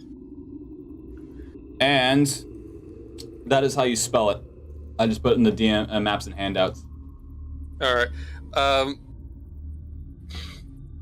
So, Kana, just because you're here, I mathed this out. Greg will definitely have joined the spirits in that can be summoned through the helmet from his family by the time of the main campaign. His son will most likely have joined them. His grandson would be nearing that age, but his great-grandson would probably be about his age of 45 or so by the main campaign. We could continue Greg into the main campaign if I do something stupid, if DM will allow. Could I be 2 characters in the main campaign? I usually try to keep it as one person has one character, and if they die, they can replace said character. So we can go with a descendant of Grog, or we can continue with your tiefling. Just know, I'm going to need to know this soon when we get your character art ready.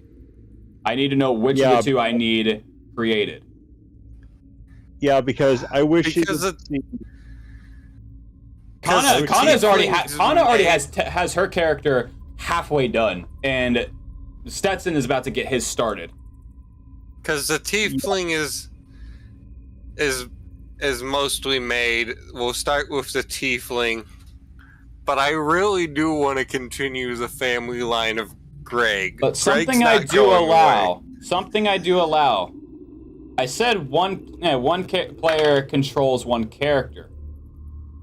What I didn't say is you're not allowed to tap them out. But let's do one at a time. Because I have been in campaigns where I've literally gone back and forth between Zyra and Johnny. Johnny being my barbarian that is literally unable to die because he can take... You can throw 100 damage at him. His armor, his AC, his buffs from his armor, and his rage ability, on top of his backstory soul infusion, he will take that 100 damage you just dealt him and turn it into 10. So, Weird question. Weird answer. Pineapple. If I, all right, if I create Grug's descendant character sheet, right? Right. Could he be an NPC controlled by you that I can tap out between the Tiefling and Grug? So here's the thing. Yes and no. So it would have to come to a point where you would find and interact with him and convince him to join the party, because at that point he is an NPC to the world. If you could convince him to join the party of some way, shape, or form, whether it be using Nija or your own wits, you can at that point tap out and have your tiefling stay behind for something while having Grug's descendants join the party. You're literally it's literally Final Fantasy. You're switching Yuffie out for Yuna. Damn, so tiefling's gotta die for Grug. Not die, but like switch party members. Yeah. Like if you had a party of 3, but you had a character pool of 7, you would have to take one of your party members out to put the other in, like Final Fantasy.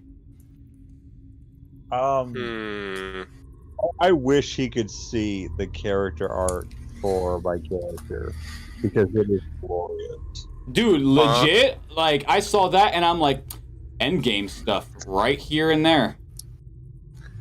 So, the thing I think I'm most disappointed about is, though,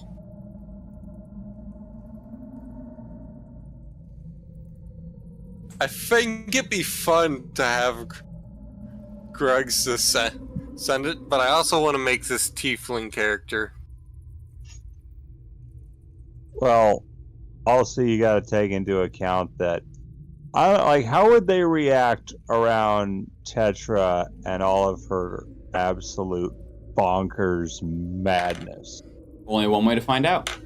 Grug's descendant or the tiefling? Yes. Grug's descendant would just be like, normal shit. Let me summon I've seen weirder. He should be like, I've seen. Are you sure about that? Because Grug's descendant is in a family where they have magic armor pieces for each member who's ever lived that can be used to summon different branches of the family's spirits. yeah, but have they seen walls turn into flesh and start bleeding?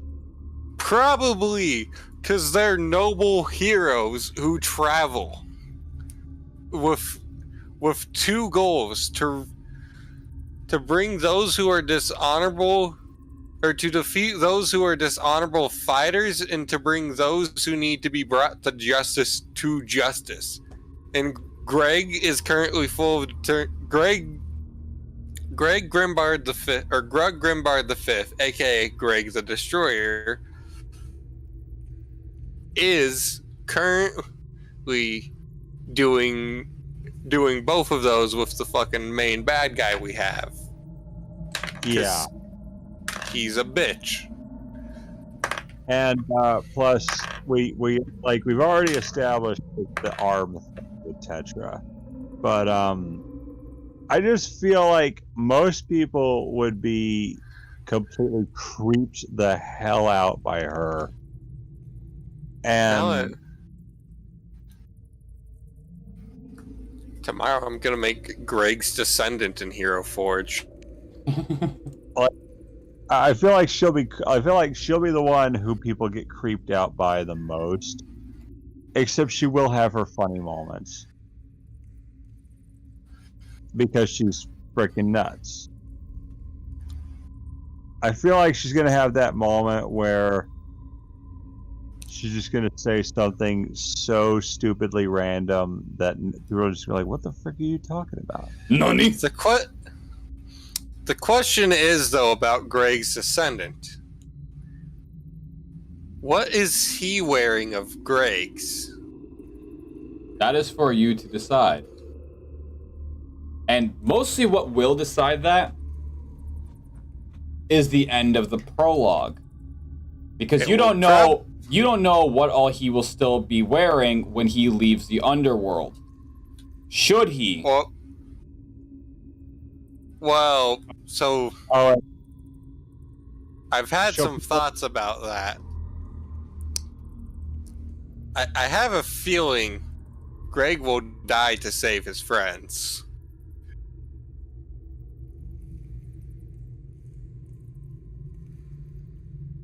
yeah, And that is noble. I'll get to do something interesting, or if it's allowed, I'll get to do something interesting with his the way how his family recovers the magic gear. Because you I did have say a- it was banished into the underworld upon a fallen one, right? Well, I've said it was in a labyrinth unrecoverable from another family member. At least the helmet, at least the helm and the sword. What if that is exactly those? The helm and the sword is the same sword that Grug is wearing. That's what I'm saying. What if he is the start of that family quest? This is the origin of that backstory. Oh no. It's not quite like that. How the items are Lost. recovered. I'm not saying how they recovered. I'm saying these are the items that were lost. Well, potentially, yes, but it would more so be the remains of Grug's suit, the suit of armor that would be lost. Whatever doesn't become his legendary item that specifically one of his descendants will wear, and not one of the many members of the family of Grug the Noble, which is a large family. Right. But specifically only direct descendants can wear the helmet. Typically the firstborn male, but sometimes a female member does indeed wear the helm. As we clearly saw earlier. Yep. Plus, like I'm thinking of What color are Grug's eyes currently? He has yellow eyes. Don't mind me. I'm working on this slightly as we talk, and I'm going to make him similar to Grug, but not the same. So I thought of something in the off chance one of my characters dies. Not that they would, because I'm trying to be super cautious about this. But I have a backup who I kind of want. Okay, I kind of want to make a backup character who's like Katakuri. Kind of what? Okay, you said you watch One Piece. What are your thoughts on Katakuri? I've not seen One Piece.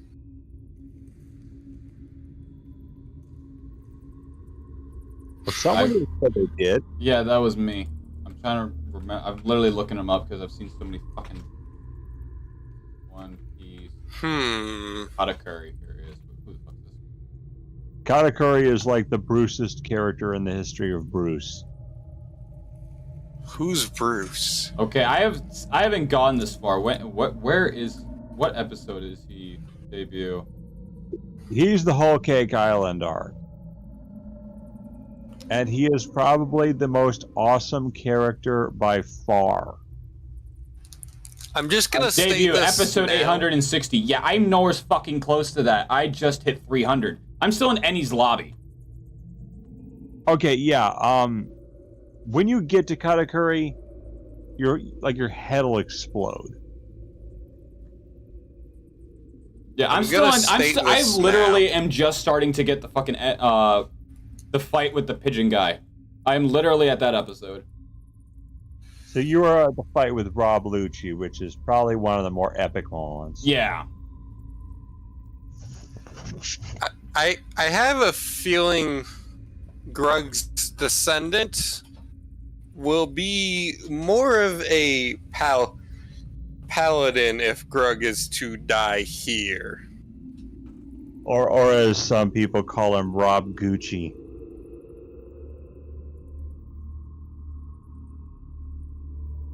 Paladin armor looks fucking lame.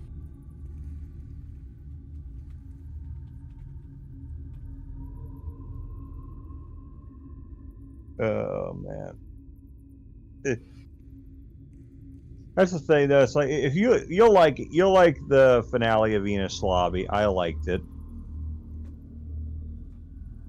Alright. Anything else we want to talk about with the campaign, the session, lore, before we call it quits on the stream? Not on the stream, but I kind of want to present you guys with a small snippet of the idea of how the family armor is recovered. Okay. If at any point in future sessions I decide to call upon Dagon, Dagon kind of treats the captain as like, oh, you're that guy who actually managed to make it onto my island. That's It's kind of like he that's has- kind of the vibe I actually give him, like, oh, it's you. Yeah, because like it's like he's impressed by the fact that the guy is still alive. Does Grug's descendant also wear samurai armor, though? That is the question. It's like he's impressed that he's still alive, but it's kind of like he has the respect for him, but it's like he kind of flip-flops between whether or not he cares. Has the stream ended? Not yet. All right. As with most elder gods, they are usually indifferent. He is only partially indifferent.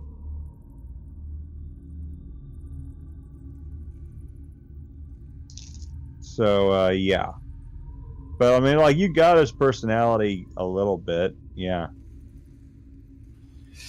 I mean, like, I could totally see him being that way. With the way you were making him talk, I felt like he was just gonna pull out a cigar and start smoking. Fucking crocodile.